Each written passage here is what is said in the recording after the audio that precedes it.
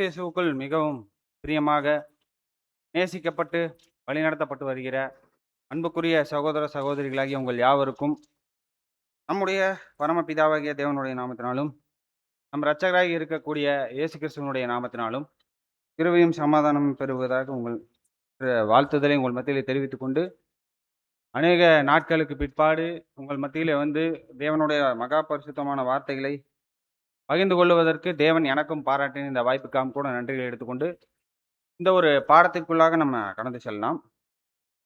இப்போ நாம தியானிக்க இருக்கக்கூடிய பாடத்தினுடைய தலைப்பானது செய்யாமையின் பாவங்கள், சின்ஸ் ஆஃப் ஒமிஷன்.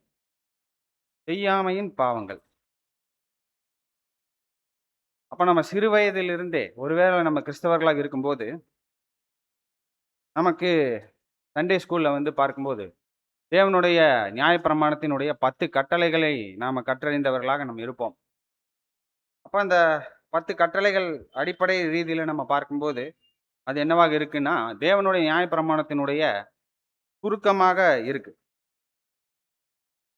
அப்போ அவைகள் எப்பேற்பட்டவைகளாக இருக்கு அப்படின்னு பார்க்கும்போது நாம செய்ய வேண்டியவைகள், செய்யக்கூடாதவைகள் அப்படிங்கிற மாதிரி அது வந்து பிரிக்கப்பட்டிருக்கும். இப்போ உன் தேவனாகிய கர்த்தர் ஒருவரை மாத்திரம் ஆராதனை செய்வாயாக, ஓய்வு நாளை பரிசுத்தமாய் ஆசரிப்பாயாக. இதெல்லாமே வந்து டூஸ், அதாவது செய்ய வேண்டியவைகள். நீங்க இந்த மாதிரி எல்லாம் செய்யணும், செய்வாயாக செய்வாயாகன்ட்டு பிரிக்கப்பட்டிருக்கு. அதுல பிற்பகுதியில் வந்து பார்க்கும்போது மீதம் இருக்கக்கூடிய கட்டளைகள் எப்படி பிரிக்கப்பட்டிருக்கும்? செய்யக்கூடாது, பொய் சாட்சி சொல்லாதிருப்பாயாக, இச்சியாதிருப்பாயாக, களவு செய்யாதிருப்பாயாக. இப்படி இந்த மாதிரி செய்ய வேண்டியவைகளாகவும் செய்யக்கூடாதவைகளாகவும் பிரிக்கப்பட்ட ஒரு பிரமாணங்களாக இருக்கு. அப்ப இவைகள் தேவனுடைய பிரமாணத்தினுடைய ஒரு சுருக்கமாக அது வந்து இருக்கு.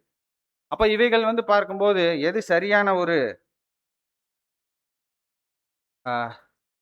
பிஹேவியர், எது ரைட்ஃபுல் பிஹேவியர் அப்படிங்கிறத நாம புரிந்து கொள்வதற்கு, சரியான நடத்தை என்ன அப்படிங்கிறதை தீர்மானிப்பதற்கு தெளிவானவைகளாக இந்த பிரமாணங்கள் அங்க வந்து இருக்கிறதாக நம்ம பார்க்கிறோம். ஆனால் இந்த பட்டியல்ல நாம செய்யாமல் இருக்கக்கூடாது அப்படிங்கிற மாதிரி நம்ம பிரமாணங்கள் பார்க்க முடியாது. இவைகளை நீ செய்வாயாக, இவைகளை நீ செய்யாது இருப்பாயாக அப்படிங்கிற கேட்டகரி தான் நம்ம பார்க்குறோம். ஆனா இந்த பட்டியல்ல நீ செய்யாமல் இருக்கக்கூடாது, அதாவது இந்த ஒரு கட்டளையை நீ செய்யாமல் இருந்துவிடக் கூடாது அப்படிங்கிறது தான் நம்ம இப்ப பார்க்கக்கூடிய, இந்த பாடத்துல பார்க்கக்கூடிய செய்யாமையின் பாவங்கள். அப்ப இது வந்து என்னன்னா டபுள் நெகட்டிவ், இரட்டை எதிர்மறை அர்த்தம். thou shall not to do so. நீ இந்த மாதிரி செய்யாமல் இருந்து விடாது இருப்பாயாக. செய்ய வேண்டிய ஒன்றை செய்யாமல் இருப்பதற்கு எதிரான ஒரு கட்டளையாக இந்த செய்யாமையின் பாவங்களை குறித்ததான கட்டளைகள் அங்க வந்து இருக்கிறதாக பார்க்கிறோம். கண்டிப்பாக தேவனுடைய பிரமாணத்துல, அவருடைய வார்த்தைகள்ல புதிதாக, குறிப்பாக புது சிஷ்யின் ஜனங்களுக்கு தேவன் கொடுத்த அந்த பிரமாணங்கள்ல இந்த மாதிரி காரியங்கள் இருக்குதா? இந்த மாதிரி நீங்க சில காரியங்கள் உங்களுக்கு செய்ய வேண்டும் என்று தேவனாகிய நான் வந்து நியமிச்சிருக்கேன். இவைகளை ஒருபோதும் செய்யாமல் இருந்து விடாதபடிக்கு நீங்கள் பார்த்து கொள்ளுங்கள், ஒருபோதும் நீங்க செய்யாமல் போகாதபடிக்கு பார்த்து கொள்ளுங்கள் அப்படிங்கிற ரீதியில கட்டளைகள் நமக்கு கொடுக்கப்பட்டிருக்கா? கண்டிப்பாக நிறைய வசன பகுதிகள் அங்க வந்து இருக்கிறதாக பார்க்கிறோம். அப்போ இந்த மாதிரி நமக்கு நியமிக்கப்பட்ட ஒன்றை செய்யாமல் தவறி போவதுதான் செய்யாமையின் பாவங்களாக நம்ம வந்து பார்க்கிறோங்கிறத பார்க்கிறோம். அப்ப இத்தகைய பாவங்களை கண்டிப்பாக வேதாகமத்துல தேவன் நமக்கு கொடுத்திருக்கிறார். இந்த பாவங்களை நாம கண்டறிந்து அவைகளின் மூலமாக தேவனுடைய காரியங்கள், தேவனுடைய ஜனங்களாக நாம் இருக்கும்போது அவரிடம் நாம் அர்ப்பணிப்பு செய்திருக்கிறோம். அப்ப நாம செய்த அர்ப்பணிப்பின் காரணமாக அது நிமித்தமாக நமக்குள்ளான கடமைகள்ன்ட்டு இருக்கு, சில பொறுப்புகள் இருக்கு. அப்ப அந்த பொறுப்புகளை நாம நிறைவேற்றுவதற்கு நம்மை அதிக உணர்வுள்ளவர்களாக இந்த தியானமானது நம்மை ஆக்கும் அப்படிங்கிறத பார்க்கிறோம். இப்ப தேவனுடைய ஜனங்களாக நாம தேவனுக்கு அர்ப்பணிக்கப்பட்ட அந்த பொறுப்புகள் இருந்து நாம அதை முழுமையாக நிறைவேற்றுவதற்கு தேவனுடைய வார்த்தைகளுக்கு நம்ம உணர்வுள்ளவர்களாக இருக்கணும், சென்சிட்டிவா நம்ம இருக்கணும். ஒரு சிறிய காரியங்களை கூட நாம தவற விட்டு விடக்கூடாது. அப்ப தேவனுடைய ஒவ்வொரு பிரமாணங்களுக்கும் நாம உணர்வுள்ளவர்களாக நாம இருந்தோம்னா தான் இந்த மாதிரி ரொம்ப நுட்பமான மறைபொருளாக இருக்கக்கூடிய இது கூட பாவமாக கருதப்படக்கூடிய இந்த மாதிரியான செய்யாமையின் பாவங்களை நாம கவனமாக இந்த பாவத்திற்குள்ளாக விழாதபடிக்கு நாம தேவனுக்கு பிரியமான ஒரு ஜீவியம் ஜீவிக்க முடியும் அப்படிங்கிறத பார்க்கிறோம். அப்ப இன்றைய நம்முடைய பாடமானது இந்த மாதிரியாக தேவன் தந்த அந்த செய்யாமையின் பாவங்களுடைய சில வசன பகுதிகளை சிலதை நம்ம கன்சிடர் பண்ண போறோம். அப்ப அவைகளிலிருந்து நம்மளுடைய அர்ப்பணிக்கப்பட்ட வாழ்க்கையில் இத்தகைய செயலற்ற நிகழ் நிகழ்ச்சிகள், செயலற்ற நிகழ்வுகள், இத்தகையான பாவங்களை நாம செய்யாத படிக்கு ஒரு தடுப்பு, ஒரு பிரிவென்டிவ் இன்ஸ்ட்ரக்ஷனாக கூட இந்த ஒரு பாடமானது அங்க வந்து இருக்க போகிறதாக நம்ம பார்க்கிறோம். அப்ப செயலற்ற நிலை, ஒரு வேலையை நம்ம செய்ய வேண்டியது இருக்கு. அதை செய்யாமல் அப்படியே ஹோல்டு பண்ணி நிக்கிறது, வெயிட் பண்ணிட்டு இருக்கிறது, செய்யாம அப்படியே வெயிட் பண்றது. அப்ப இதுதான் செயலற்ற நிலை, இன்ஆக்ஷன் அப்படிங்கிறத பார்க்கிறோம். அப்ப இந்த செயலற்ற நிலை வந்து பாவமாக இருக்க முடியுமா? இந்த மாதிரி ஒரு கேள்வி நம்ம கேட்டா பெரும்பாலான ஒரு பதில் என்னவாக கூட வரக்கூடும்னா, செயலற்ற நிலை பாவம் இதுல என்ன பாவம் இருக்கு? ஏதோ ஒரு கமிஷன், ஏதோ ஒரு விஷயத்த கமிட் பண்ணாதான் வந்து செஞ்சோம்னா தான் பாவம். He committed crime, he committed adultery, he committed a sin அப்படின்னா இதெல்லாமே செய்வது, கமிஷன் அப்படிங்கிறத பார்க்கலாம். இப்போ நம்ம பார்க்கக்கூடியவைகள் எல்லாம் ஒமிஷன், செய்ய வேண்டிய காரியங்களிலிருந்து செய்யாமல் இருப்பது. அப்ப இந்த மாதிரி சின் ஆஃப் ஒமிஷன், நழுவுவது அல்லது செய்யக்கூடிய காரியங்களிலிருந்து நம்ம செயலற்று இருப்பது. அப்ப இவைகள் பாவமாக இருக்க முடியுமா அப்படின்னு பார்த்தா, கண்டிப்பாக பாவமாக இருக்கக்கூடிய வாய்ப்புகளும் அங்க வந்து இருக்கு. அப்ப இந்த ஒரு கேள்விக்கு வந்து நமக்கு பதில் வந்து ஏன் வந்து இந்த மாதிரி இதெல்லாம் ஒரு பாவமா அப்படின்னு நம்ம நினைக்க தோணுதுன்னா, அநேக செயலற்ற நிலைகள் வந்து பாவம் இல்லாது இருக்கக்கூடிய நிகழ்வுகள் கூட அங்க வந்து இருக்கிறதாக நம்ம பார்க்கிறோம். பெரும்பாலான செயலற்ற நிலைகள் பாவமாக இல்லாதது தான் இந்த ஒரு பதிலுக்கான ஒரு காரணமாக இருக்கு. ஆனால் தேவன் நமக்கு கொடுக்கப்பட்ட அந்த பிரமாணங்கள், தேவன் நம்மிடமிருந்து எதிர்பார்ப்பவற்றை பற்றி நாம தியானிக்கும் போது, குறிப்பாக தேவன் நமக்கு தந்துள்ள அந்த பொன்னான பிரமாணம், அன்பின் பிரமாணத்தினுடைய அந்த பிராக்டிக்கல் அப்ளிகேஷன்ஸ், நடைமுறை பயன்பாடுகள், அன்பின் பிரமாணத்தை எப்படி நம்ம பிராக்டிக்கலா நிறைவேற்றுவது அப்படிங்கிறத குறித்து நாம கருத்துள்ளவர்களாக நம்ம அதை எல்லாமே தியானிச்சோம்னா, பல சூழ்நிலைகள்ல நம்ம செயல்படாமல் போவது பெரிய ஒரு பாவமாக கூட கருதப்படும் அப்படிங்கிறத நம்மளால கண்டுபிடிக்க முடியும். அப்ப இந்த ஒரு பாடத்துல 14 விதமான வசன பகுதிகள், 14 வசன பகுதிகளை நாம வந்து எடுத்துக்காட்டுகளை நம்ம எடுக்க போகிறோம். ஒவ்வொன்றையும் நாம பகுத்து பார்த்து, அதிலிருந்து நமக்கான பாடங்கள் என்ன அப்படிங்கிறத தான் இந்த ஒரு பாடத்துல நம்ம வந்து கற்றுக்கொள்ள போகிறோம். அப்ப முதலாவது ஒரு செய்யாமையின் பாவமாக நம்ம பார்க்கக்கூடிய வசன பகுதி என்ன அப்படின்னு பார்க்கும்போது 1 சாமுவேல் 12வது அதிகாரம் 23வது வசனம் வாசிக்கலாம். நானும் உங்களுக்காக விண்ணப்பம் செய்யாதிருப்பேனாகில் கர்த்தருக்கு விரோதமாக பாவம் செய்கிறவனாயிருப்பேன். அது எனக்கு தூரமாயிருப்பதாக. நன்மையும் செவையுமான வழியை நான் உங்களுக்கு போதிப்பேன். இந்த இடத்துல சாமுவேல் தீர்க்கதரிசி என்ன செய்யலைன்னா பாவம்னு சொல்றாரு? தேவனுடைய ஜனங்களுக்காக ஜெபம் பண்ணாதிருந்தால் அது கர்த்தருக்கு விரோதமாக நான் பாவம் செய்கிறவனா இருப்பேன் அப்படின்ட்டு சொல்றார். அப்ப சற்றும் தயக்கமும் இன்றி இஸ்ரேல் ஜனங்களுக்காக, தேவனுடைய ஜனங்களுக்காக ஜெபிப்பதை நிறுத்துவது, அவர் தேவனுடைய நியாயாதிபதியாக, தேவனுடைய பிரதிநிதியாக அவர் இஸ்ரேல் ஜனங்களை வழிநடத்தி கொண்டு வருகிறார். அப்ப இந்த சூழ்நிலை வந்து பார்க்கும்போது இஸ்ரேல் ஜனங்கள் அவரை புறந்தள்ளுவதன் மூலமாக யாரையே புறந்தள்ளி இருக்காங்கன்னா, தேவனையே புறந்தள்ளி இருக்காங்க. அவரை தள்ளி மற்ற புறஜாதி ஜனங்கள் மாதிரி எங்களுக்கு ஒரு ராஜா வேணும்ன்ட்டு கேட்டு இந்த ராஜாவை ஏற்படுத்தின அந்த சூழ்நிலை. அப்ப அப்பேற்பட்ட அந்த சூழ்நிலையிலும் கூட சாமுவேல் தீர்க்கதரிசி என்ன சொல்றாருன்னா, உங்களுக்காக நான் விண்ணப்பம் செய்யாதிருப்பேனாகில் அது கர்த்தருக்கு விரோதமான பாவமா இருக்கும். அப்ப ஜெபத்தை நான் நிறுத்துவது, தேவனுடைய ஜனங்களுக்காக ஜெபம் செய்யாமல் இருப்பது அது பாவம் அப்படின்ட்டு சொல்றாரு. அப்ப இது ஒரு பாவமாக இருக்கு அப்படிங்கும்போது நமக்கு பேசிக்கான ஒரு கேள்வி வரும். இப்போ எந்த ஒரு காரியம் பாவமாக இருந்தாலும் ஏதோ ஒரு பிரமாணத்தை அது மீறுகிறதாக அது வந்து இருக்கணும். நியாயப்பிரமாணத்தை மீறுகிறது தான் பாவம்.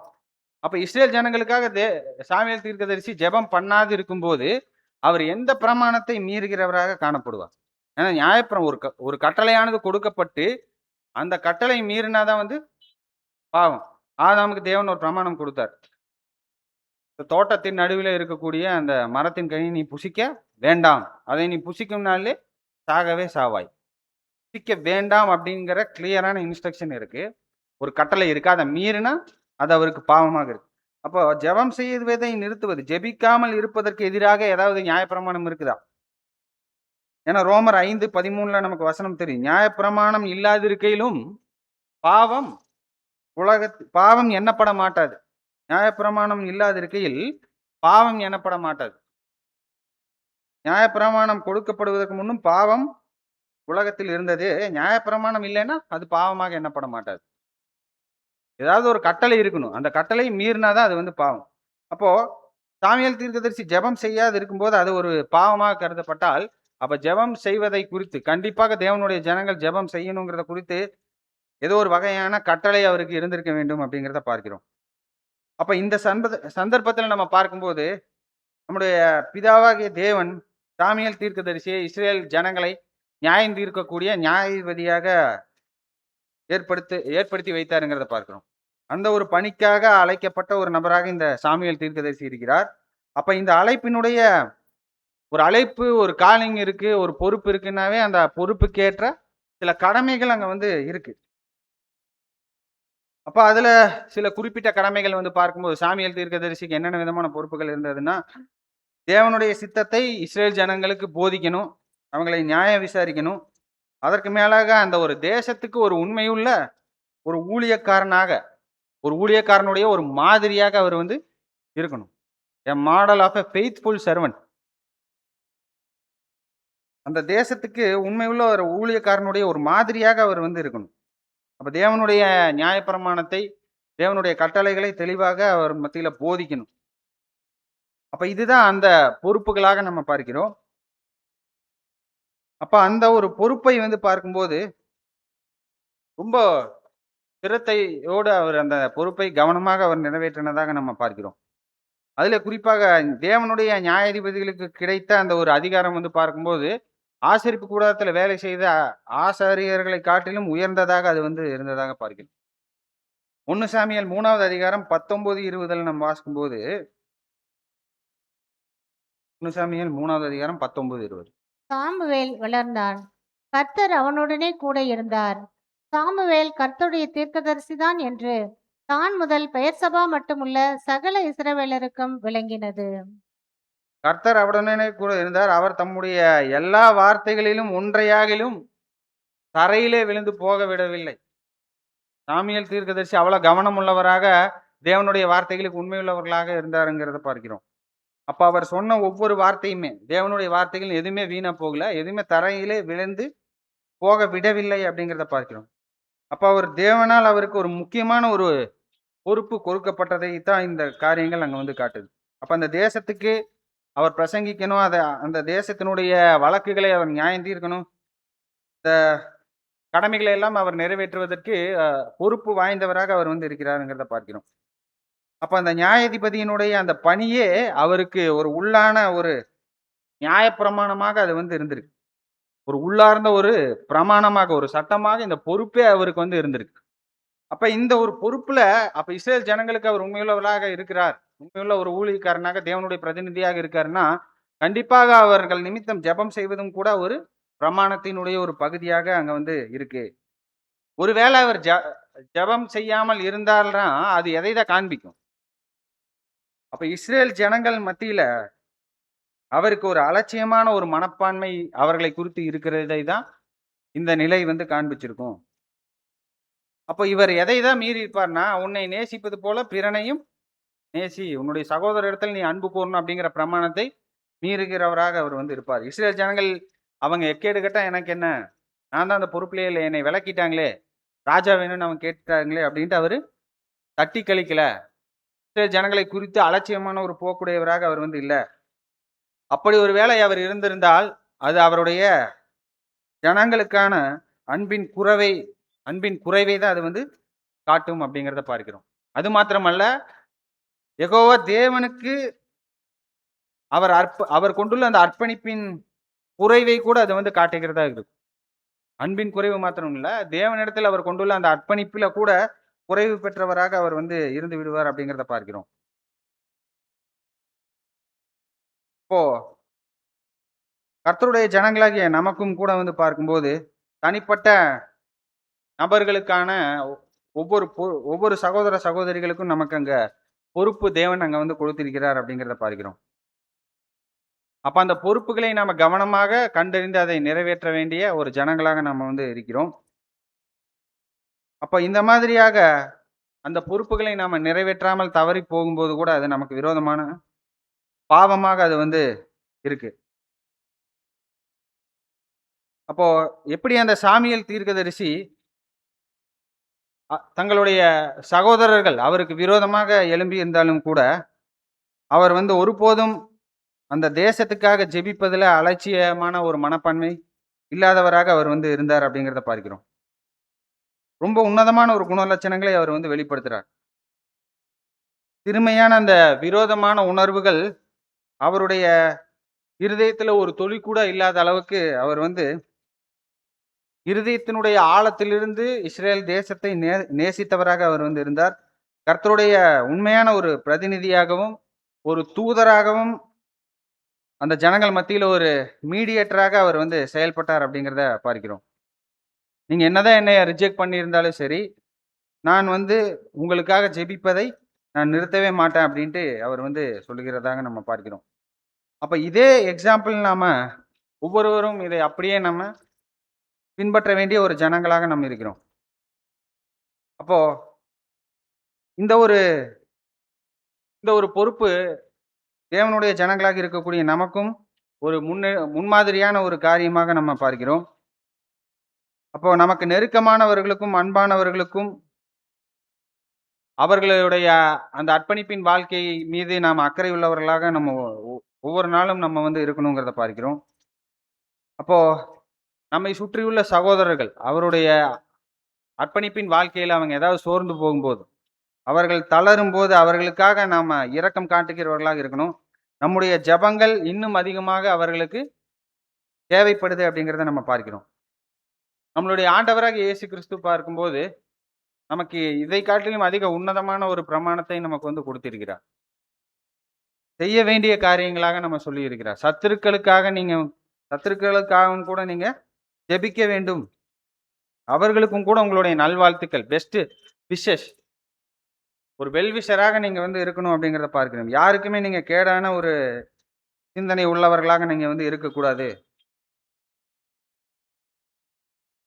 இந்த மாதிரியான ஒரு உன்னதமான கட்டளைகளை பெற்றிருக்கிறவர்களாக நாம வந்து இருக்கிறோம். அப்ப தேவனுடைய ஜனங்களுக்காக, அவர்களுடைய அர்ப்பணிப்பின் வாழ்க்கைக்காக, அவர்கள் பலனற்று இருக்கும்போது அவர்கள் பெற்றுக்கொள்ள வேண்டிய அந்த ஒரு பலனுக்காக, ஏற்றகால அந்த சகாயம் செய்யும் கிருபைக்காக, ஒவ்வொருவருக்காகவும் நம்ம ஜெபிக்கக்கூடியவர்களாக நம்ம இருக்கணுங்கிறத பார்க்கிறோம். அப்படி நாம் ஒருவேளை ஜெபிக்காமல் போனால், அது செய்யாமையின் பாவமாக இருக்கும். அப்போ இது நமக்கு பெரிதான ஒரு பாதிப்புகளை அது வந்து கொண்டு வரும் அப்படிங்கிறத பார்க்கிறோம். அன்பின் பிரமாணத்தை மீறுகிறவர்களாக நம்ம காணப்படுவோம். அப்ப இப்பேற்பட்ட அந்த ஒரு பாவத்தை நம்ம செய்யும்போது, பெரிதான வாய்ப்புக்கு நம்ம பங்கு பெறுவோம் அப்படிங்கிறது கேள்விக்குறியாகிவிடும். இப்ப 2வது ஒரு வசன பகுதி நம்ம பார்க்கும்போது, லூக்கா 10வது அதிகாரத்துல கர்த்தர் இயேசு பேசின ஒரு உவமை. அப்ப அதிலிருந்து கூட நியாயமாக செய்ய வேண்டிய கடமையிலிருந்து தவறின ஒரு காரியம் பற்றி நம்மளால பார்க்க முடியும். லூக்கா 10வது அதிகாரத்துல 30லிருந்து 32 வரைக்கும் இருக்கக்கூடிய வசன பகுதியில, அங்க நல்ல சமாரியன் பற்றினதான உவமையை கர்த்தர் இயேசு அங்க வந்து பேசுகிறதை நம்ம பார்க்கிறோம். அப்ப அதுல அந்த 2 நபர்கள், அந்த மனிதன் குத்துயிரும் கொலையுருமாக அவர் வந்து கிடக்கும்போது, அப்போ அந்த வழியாக வந்த 2 பேர், ஆசாரியன், லேவியன். அவங்க 2 பேருமே என்ன பண்றாங்கன்னா, அந்த வழியா அவங்க வந்து அவனை கண்டு பக்கமாய் விலகி போகிறாங்க. லேவியரும் அதே மாதிரி அங்க வந்து செய்றார். அப்போ இந்த ஒரு பேரபிள் பத்தி நமக்கு தெரியும். கர்த்தர் இயேசு அங்க யார் நமக்கு நெய்பர், யார் நமக்கு அயலான் அப்படிங்கிறத உணர்த்துவதற்காக, பரிசேயர் சதுசேயர் எல்லாருமே அவர் இடத்துல வந்து யார் எனக்கு அயலான்ட்டு கேட்பாங்க. அப்ப யார் அயலானுங்கிறத காண்பிப்பதற்காக இந்த ஒரு உவமையை அவர் வந்து பேசுவாரு. அப்ப இந்த ஒரு இடத்துல வந்து ஒரு நல்ல அயலானாக ஒருத்தர் இருக்கணும் அப்படின்னா அவர் என்ன செய்யணும், எப்படி உதவி செய்யணும் அப்படிங்கறத குறித்து அவர் வந்து சொல்றார். அப்போ இந்த ஒரு வசன பகுதியில இந்த ஆசாரியன் லேவியன் 2 பேருமே வந்து ஒரு சக மனிதனுக்கு, அயலானுக்கு அவர்கள் உதவ வேண்டிய தங்களுடைய பொறுப்புகளை அவர்கள் தவிர்த்ததாக நம்ம பார்க்கிறோம். அந்த நபர் கடுமையான ஒரு சீரியஸ் நீட்ல அவர் வந்து இருக்கிறார். உயிரே போகக்கூடிய, குத்துயிரும் கொலையுருமா கிடக்கக்கூடிய ஒரு ஒரு சீரியஸான ஒரு தேவையில இருக்கிறார். கடுமையான ஒரு தேவையில இருக்கிறார். ஒருவேளை நம்ம வந்து சில பேர் ஆர்கியூ பண்ணலாம். அவர்கள் 2 பேருமே லேவியர்களாக, ஆசாரியர்களாக இருக்கிறாங்க. ஏன்னா நியாயப்பிரமாணத்துல என்ன நம்ம பார்க்கிறோம்னா, லேவியராகமம் 21:1ல ஆரோனின் குமாரராகிய ஆசாரியர்கள் ஒருவனும் தன் ஜனத்தால் இறந்து போன யாதொருவருக்காக தங்களை தீட்டுப்படுத்தலாகாது என்று அவர்களுடைய சொல். அப்ப இவர்கள் ஆலயத்துல வேலை செய்யக்கூடிய ஜனங்களாக இவங்க இருக்கும்போது, பிரமாணம் என்ன சொல்லுது அப்படின்னா, ஆரோனின் குமாரராகிய ஆசாரியர்ல யாருமே தன் ஜனத்தாரில் இறந்து போன ஒருவனுக்காக தங்களை தாங்களே தீட்டுப்படுத்தக்கூடாது. அதாவது இறந்து போன சரீரத்தை, பிரேதத்தை தொட்டால் இவங்க வந்து தீட்டாக இருப்பாங்க. அப்ப அவங்க வந்து என்ன பண்ண முடியாதுன்னா, ஆலயத்துல போயிட்டு வேலை செய்ய முடியாது. அப்ப அந்த தீட்டு கழிக்கக்கூடிய அந்த பியூரிஃபிகேஷன் ப்ராசஸ்க்குள்ளாக ஒரு 7 நாள் அவங்க தீட்டுள்ளவர்களாக இருப்பாங்க. அதை கடந்து அவங்க அந்த பியூரிஃபிகேஷன் ப்ராசஸ்க்குள்ளாக போயிட்டு வந்தாங்கன்னா தான் அவங்க சுத்தமாவார்கள் அப்படிங்கிறத பார்க்கிறோம். அப்ப இவங்க 2 பேருமே ஒருவேளை அவங்க ஆலயத்துல வேலை செய்யக்கூடிய ஒரு நபர்களாக இருக்கிறதுனால, தூரத்திலிருந்து இந்த மனிதனை பார்த்தா, அவர் செத்துப்போன ஒரு சரீரம் அங்க வந்து கிடக்கிறது போல தோன்றி, அந்த மாரி எண்ணி அவர்கள் உதவி செய்யாதிருப்பது கூட நியாயமாக அவர்கள் யோசிக்கலாம். ஆனா வசனத்தின்படி நம்ம பார்க்கும்போது, அவர்கள் பக்கத்துல கூட அங்க வந்து போகல. பக்கமாய் அவர்கள் விலகி போனார்கள். அந்த மனிதன் உயிரோடு இருக்கிறாரா? இல்லையா? இன்னும் உயிர் இருக்கா? அவர காப்பாத்த முடியுமா? இல்லையா? அப்படிங்கிற ஒரு அக்கறை கூட அவங்களுக்கு வந்து இல்ல. அதேபோல இன்னும் வந்து பார்க்கும்போது, அவர்கள் ஆலயத்துக்கு போகிற ஒரு டைரக்ஷன்ல அவங்க வந்து போகல. ஆங்கிலத்துல அந்த வசன பகுதிய நம்ம வாசிச்சு பார்த்தோம்னா, அங்க கர்த்தர் இயேசு இந்த மாதிரியான காரணங்கள் சொல்லக்கூடாதுங்கிறக்காக ஒரு டீட்டெயில் அங்க வந்து ஆட் பண்றாரு. அப்ப அதுல என்ன சொல்றாருன்னா, அங்க தற்செயலாய் ஒரு ஆசாரியன் அந்த வழியே வந்து அப்படின்ட்டு அங்க வந்து அ தமிழ்ல வந்து இருக்கு. ஆனா இங்கிலீஷ்ல வந்து பார்க்கும்போது, "and by chance there came down a certain priest that way." Came down came டவுன்ங்கிற வார்த்தையை நம்ம பார்க்கிறோம். அப்ப இந்த மனுஷன் எங்க வர்றாருன்னா, எருசலேமிலிருந்து எரிகோவுக்கு போறாரு. அப்ப கேம் டவுன் அப்படின்னா, எரிகோ உயரமான இடத்துல இருக்கா? இல்ல எருசலேம் உயரமான இடத்துல இருக்கா? எருசலேம் மலைகள் மேல இருக்கக்கூடிய ஒரு நகரம். எரிகோ வந்து கடல் மட்டத்திலிருந்து கீழ இருக்கக்கூடிய ஒரு நகரம். அப்போ கேம் டவுன்னு அப்போ இந்த ஆசாரியர்கள் எங்கிருந்தா வந்திருக்க முடியும்?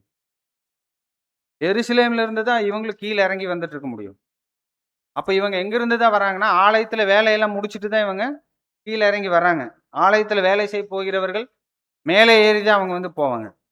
அப்ப இவங்களுக்கு வந்து ஆலயத்துல அந்த வேலையே இல்ல.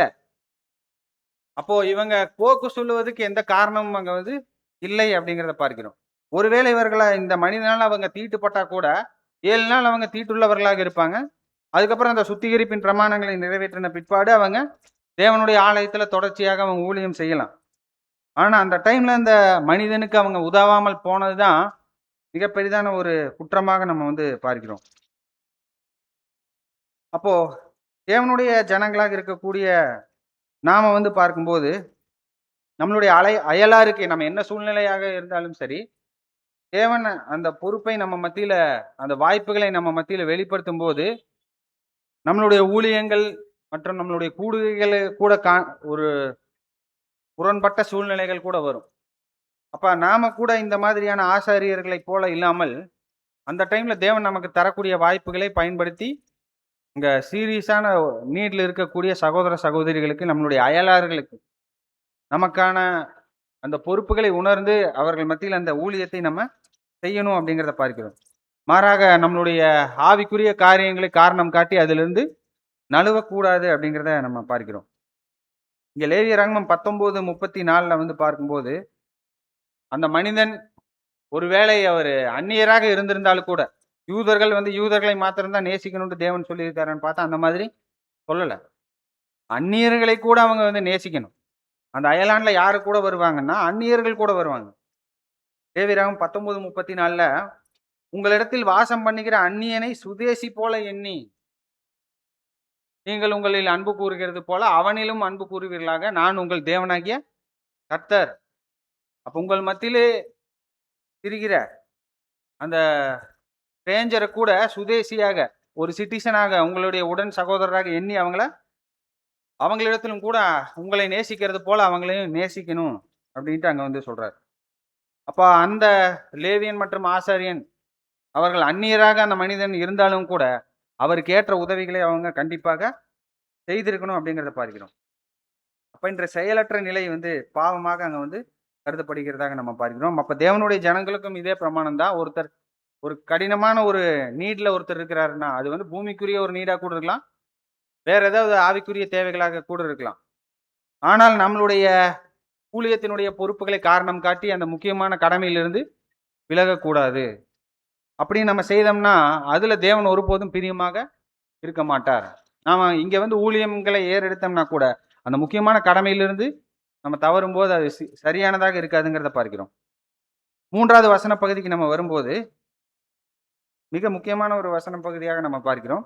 மத்தேயு 25வது அதிகாரம் 41லிருந்து 46 வரைக்கும் இருக்கக்கூடிய வசன பகுதிகள். இந்த வசன பகுதிகள் நமக்கு தெரியும். செம்மறியாடு வெள்ளாடு பற்றின உவமை. இந்த உவமை நம்ம என்னதான் வந்து அங்க மேசியா யுகத்தினுடைய இறுதியில் நடக்கக்கூடிய அறுவடைக்கு, மேசியா யுகத்தில் நடக்கக்கூடிய அறுவடைக்கு இது ஒப்புமையாக நம்ம பாடங்கள் நம்ம பார்த்திருந்தாலும் நம்ம இந்த ஒரு பாடங்கள் சுவிசேஷ யுக சபைக்கும் பொருந்தக்கூடியதாக இருக்கிறதாக நம்ம பார்க்கிறோம். அப்ப இந்த வசன பகுதியில வந்து பார்க்கும்போது இங்கேயும் ஒரு பிறருக்கு காட்டும் அந்த செயலற்ற நிலைக்கு மற்றும் ஒரு எடுத்துக்காட்டாக இந்த சம்பவம் அங்க வந்து இருக்கு. அப்போ நம்மை போல பிறரையும் நேசிக்க வேண்டும் என்கிற அந்த பிரமாணத்தை செய்யாமல் போகின்ற அந்த பாவங்களாக இந்த உவமையில கர்த்தர் இயேசு கூட அதை குறிப்பிட்டு அங்க வந்து உணர்த்துறார். அப்போ இந்த பிரமாணத்தை ஒருவர் நிறைவேற்றணும்னா தன் அயலாருக்கு செய்ய வேண்டிய சில நன்மை பயக்கக்கூடிய கிரியைகளை அவங்க வந்து செஞ்சே ஆகணும். அப்படி அவங்க செய்யாமல் போகும்போது அது பாவமாக அது வந்து இருக்கும் அப்படிங்கிறத பார்க்கிறோம். அப்ப இந்த பாவத்துல என்ன ஒரு தண்டனை இந்த ஒரு உவமையில நம்ம பார்க்கிறோம். இந்த செயலற்ற நிலைக்கு இங்க தரப்படக்கூடிய தண்டனை என்ன? வெள்ளாடு வகுப்பாருக்கு நியமிக்கப்பட்ட தண்டனை அவங்க 2ஆம் மரணத்துக்குள்ள பிரவேசிக்கக்கூடிய ஒரு எச்சரிப்பான ஒரு காரியங்கள் நம்ம பார்க்கிறோம்.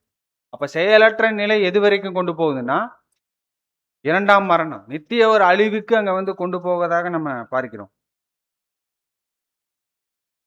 அப்போ செம்மறியாட்டினுடைய ஜனங்கள் அவங்க வந்து நித்திய ஜீவனை சுதந்திரத்துக் கொள்ளக்கூடிய ஒரு ஜனங்களாக அவங்க வந்து இருக்கிறாங்க. அப்போ இந்த செம்மறியாட்டு வகுப்பாரனுடைய ஆட்டிடியூட், அவங்களுடைய மனப்பான்மை தான் நாம பின்பற்ற வேண்டிய மனப்பான்மை. இது என்னதான் மேசியா யுகத்துக்கு பொருந்தக்கூடியதாக இருந்தாலும், அப்ப நாம் ஒருவேளை வெள்ளாடு போல நம்ம இருந்தோம்னா நமக்கு இந்த ஜீவன் கிடைக்குமா? அதே 2ஆம் மரணம் தான் நமக்கு இப்பொழுது கிடைக்கும்.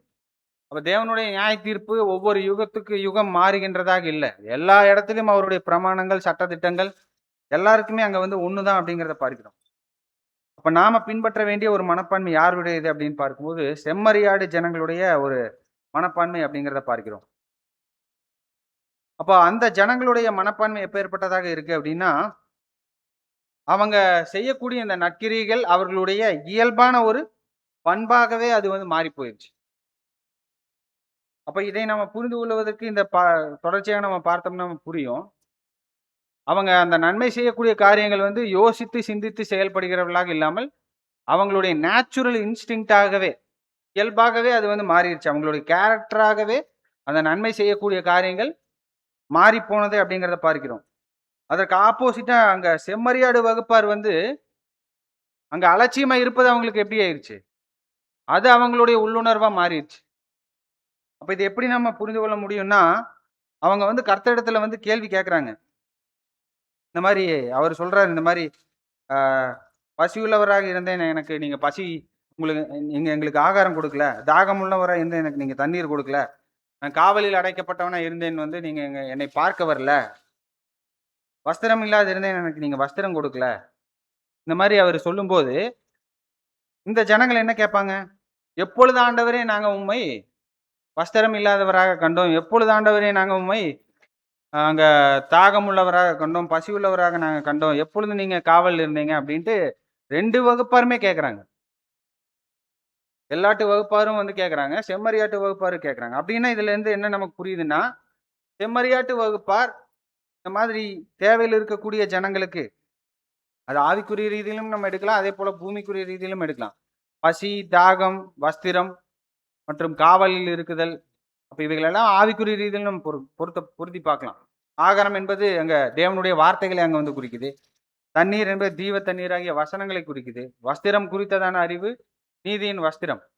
இன்னும் காவல் அப்படிங்கிறது வந்து பார்க்கும்போது மரண சிறை. மரணம் மற்றும் பாவத்தில் உண்டான சிறை. அப்ப அதிலிருந்து வெளியே கொண்டு வரக்கூடிய காரியங்கள்.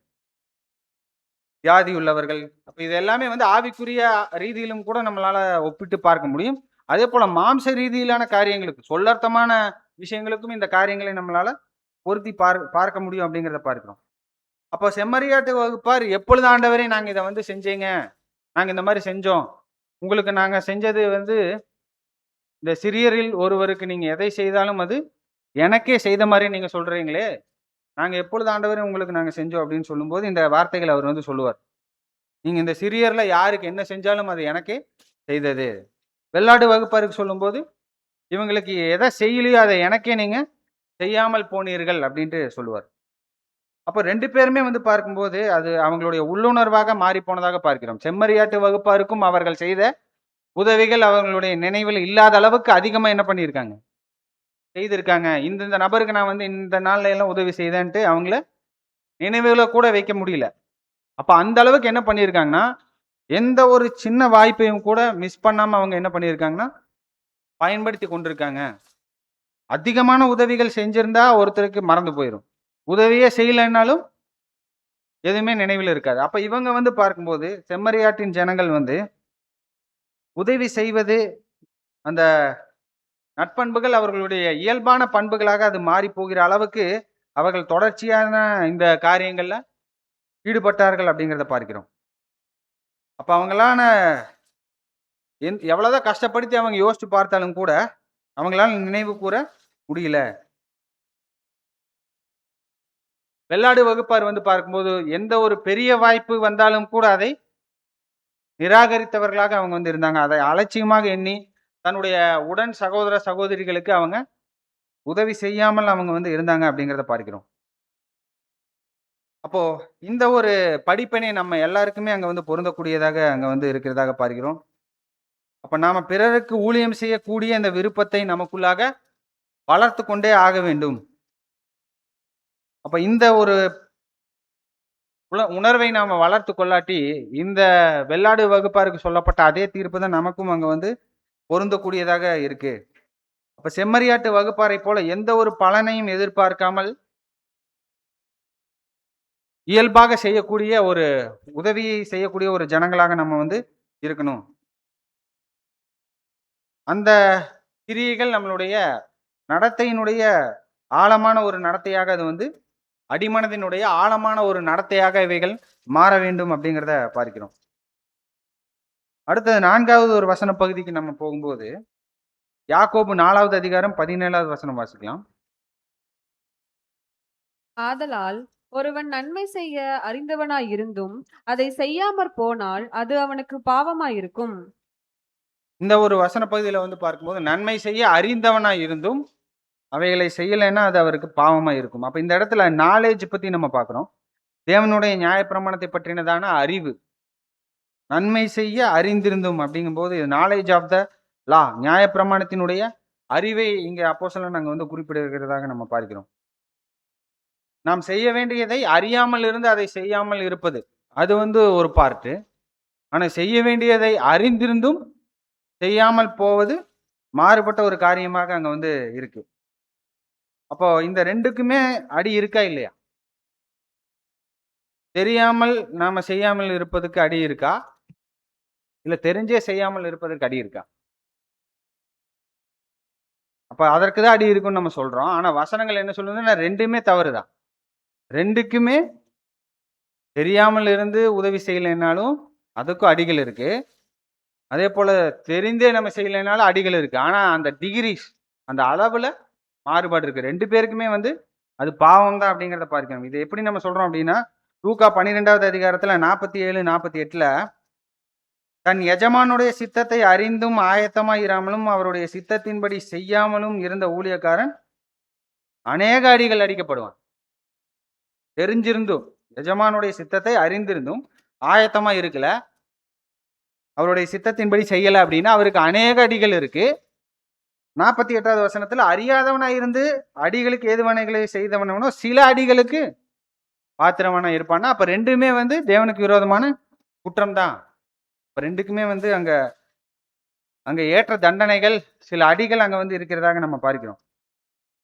அப்ப தேவனுடைய ஜனங்களாக நாம் இருக்கும்போது தேவன் ஏதாவது அவருடைய உபதேசங்கள், அவருடைய பிரமாணங்கள் நமக்கு ஏதாவது மறைத்து வைத்திருக்கிறாரா? நான் அறியாமல் செய்து விட்டேன் நம்மளால சொல்ல முடியுமா?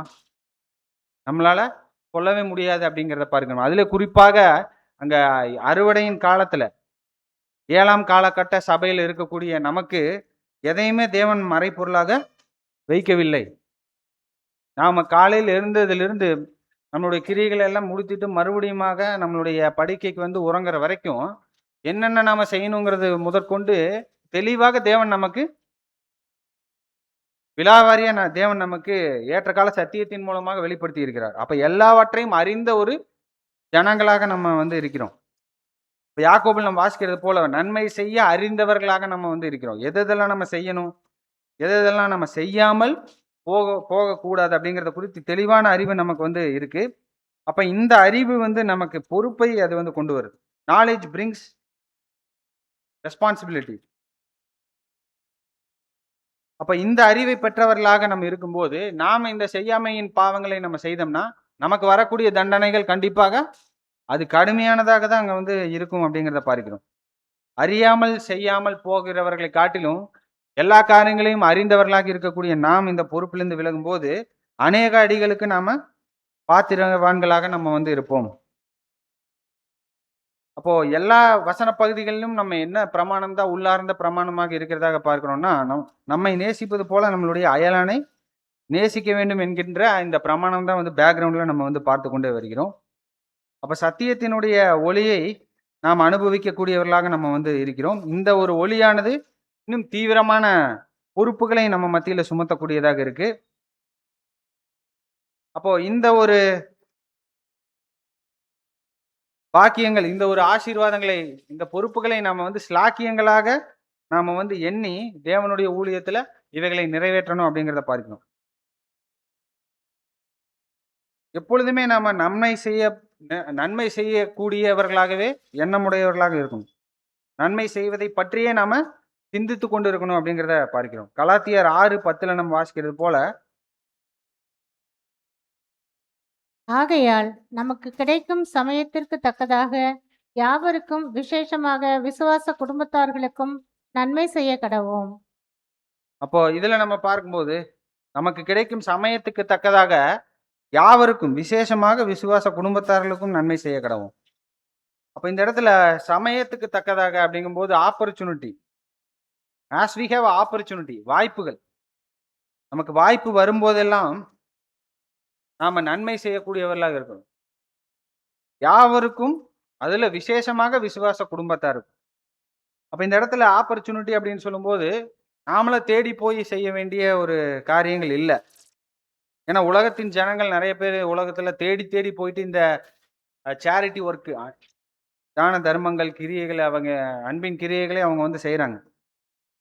ஏழ்மையான ஜனங்களுக்கு, பசியில் இருக்கக்கூடிய அந்த ஏழ்மையான ஜனங்களுக்கு உணவு அளிப்பது, மானிட்டரி கான்ட்ரிபியூஷன், பண உதவிகள் செய்வது, இந்த தொண்டு நிறுவனங்களில் போயிட்டு தங்களை ஈடுபடுத்திக் கொள்வது, இந்த மாதிரி நிறைய சோசியல் ஒர்க் எல்லாமே வந்து செய்கிறாங்க உலகத்தின் ஜனங்கள். அந்த மாதிரி நாமளா தேடி போய் பண்ணணுமா அப்படின்னு பார்த்தா அந்த மாதிரி அங்கே வந்து இல்லை. நமக்கு செய்ய வேண்டிய கிரியைகள் இருக்கு. ஆனால் இங்கே வசனத்தின்படி நம்ம பார்க்கும்போது நமக்கு தேவன் ஏதாவது வாய்ப்பு அங்கே வரும்போது, வாய்ப்பு நம்மை தேடி வரும்போது அதை நாம் நழுவாமல் அதை வந்து பயன்படுத்தி கொள்ளணும் அப்படிங்கிறத பார்க்கிறோம். அப்போ இந்த மாதிரி சோசியல் ஒர்க் எல்லாம் செய்யறது தவறா அப்படின்னு பார்த்தா அந்த மாதிரி தவறுன்னு நம்ம சொல்ல முடியாது. அது அவரவர்களுடைய தனிப்பட்ட விருப்பமாக நம்ம பார்க்கிறோம். உலக தேவைகளுக்காக அவ்வப்போது சேவை செய்ய தேர்ந்தெடுக்கக்கூடிய சகோதரர்கள் கூட நம்ம மத்தியில அங்க வந்து இருக்கிறாங்க. அப்ப அவர்களை குறித்து நம்ம எந்த விதமான விமர்சனமும் செய்ய வேண்டியதில்ல. அப்ப தானாக தேடி போயிட்டு உதவி செய்வது வந்து, அது வந்து நன்மையான ஒரு காரியங்களாக தான் அங்க வந்து இருக்கும். ஆனா நீங்க அப்போஸ்தலன் பவுல் வந்து எதை சிந்தையில வைத்து இந்த பகுதியில் நமக்கு தராருன்னா, தனிப்பட்ட ரீதியில நமக்கென்றே வரக்கூடிய சில வாய்ப்புகள். தன்னிச்சையாக. நாமளா தேடி போகல. ஆனா நமக்காக தேவன் சில வாய்ப்புகளை தருவார். ரேண்டமா, தன்னிச்சையாக நாமளே தேடி போகாமல் தற்செயலாக வரக்கூடிய சில வாய்ப்புகள். அப்ப இந்த வாய்ப்புகளை தான் வந்து அப்போஸ்தலன் மனதில வைத்து, நீங்க அத பயன்படுத்திக் கொள்ளுங்கள் அப்டின்ட்டு அங்க வந்து சொல்றாரு. அப்ப இவைகள் எல்லாமே வந்து தேவனுடைய அந்த மேற்பார்வையில நமக்கு தேவனுடைய ஏற்பாட்டுல நமக்கு தரக்கூடிய ஒரு வாய்ப்புகளாக நம்ம பார்க்கிறோம். இப்ப தேவனே நமக்கு முன்பாக இந்த வாய்ப்புகளை கொண்டு வரார்.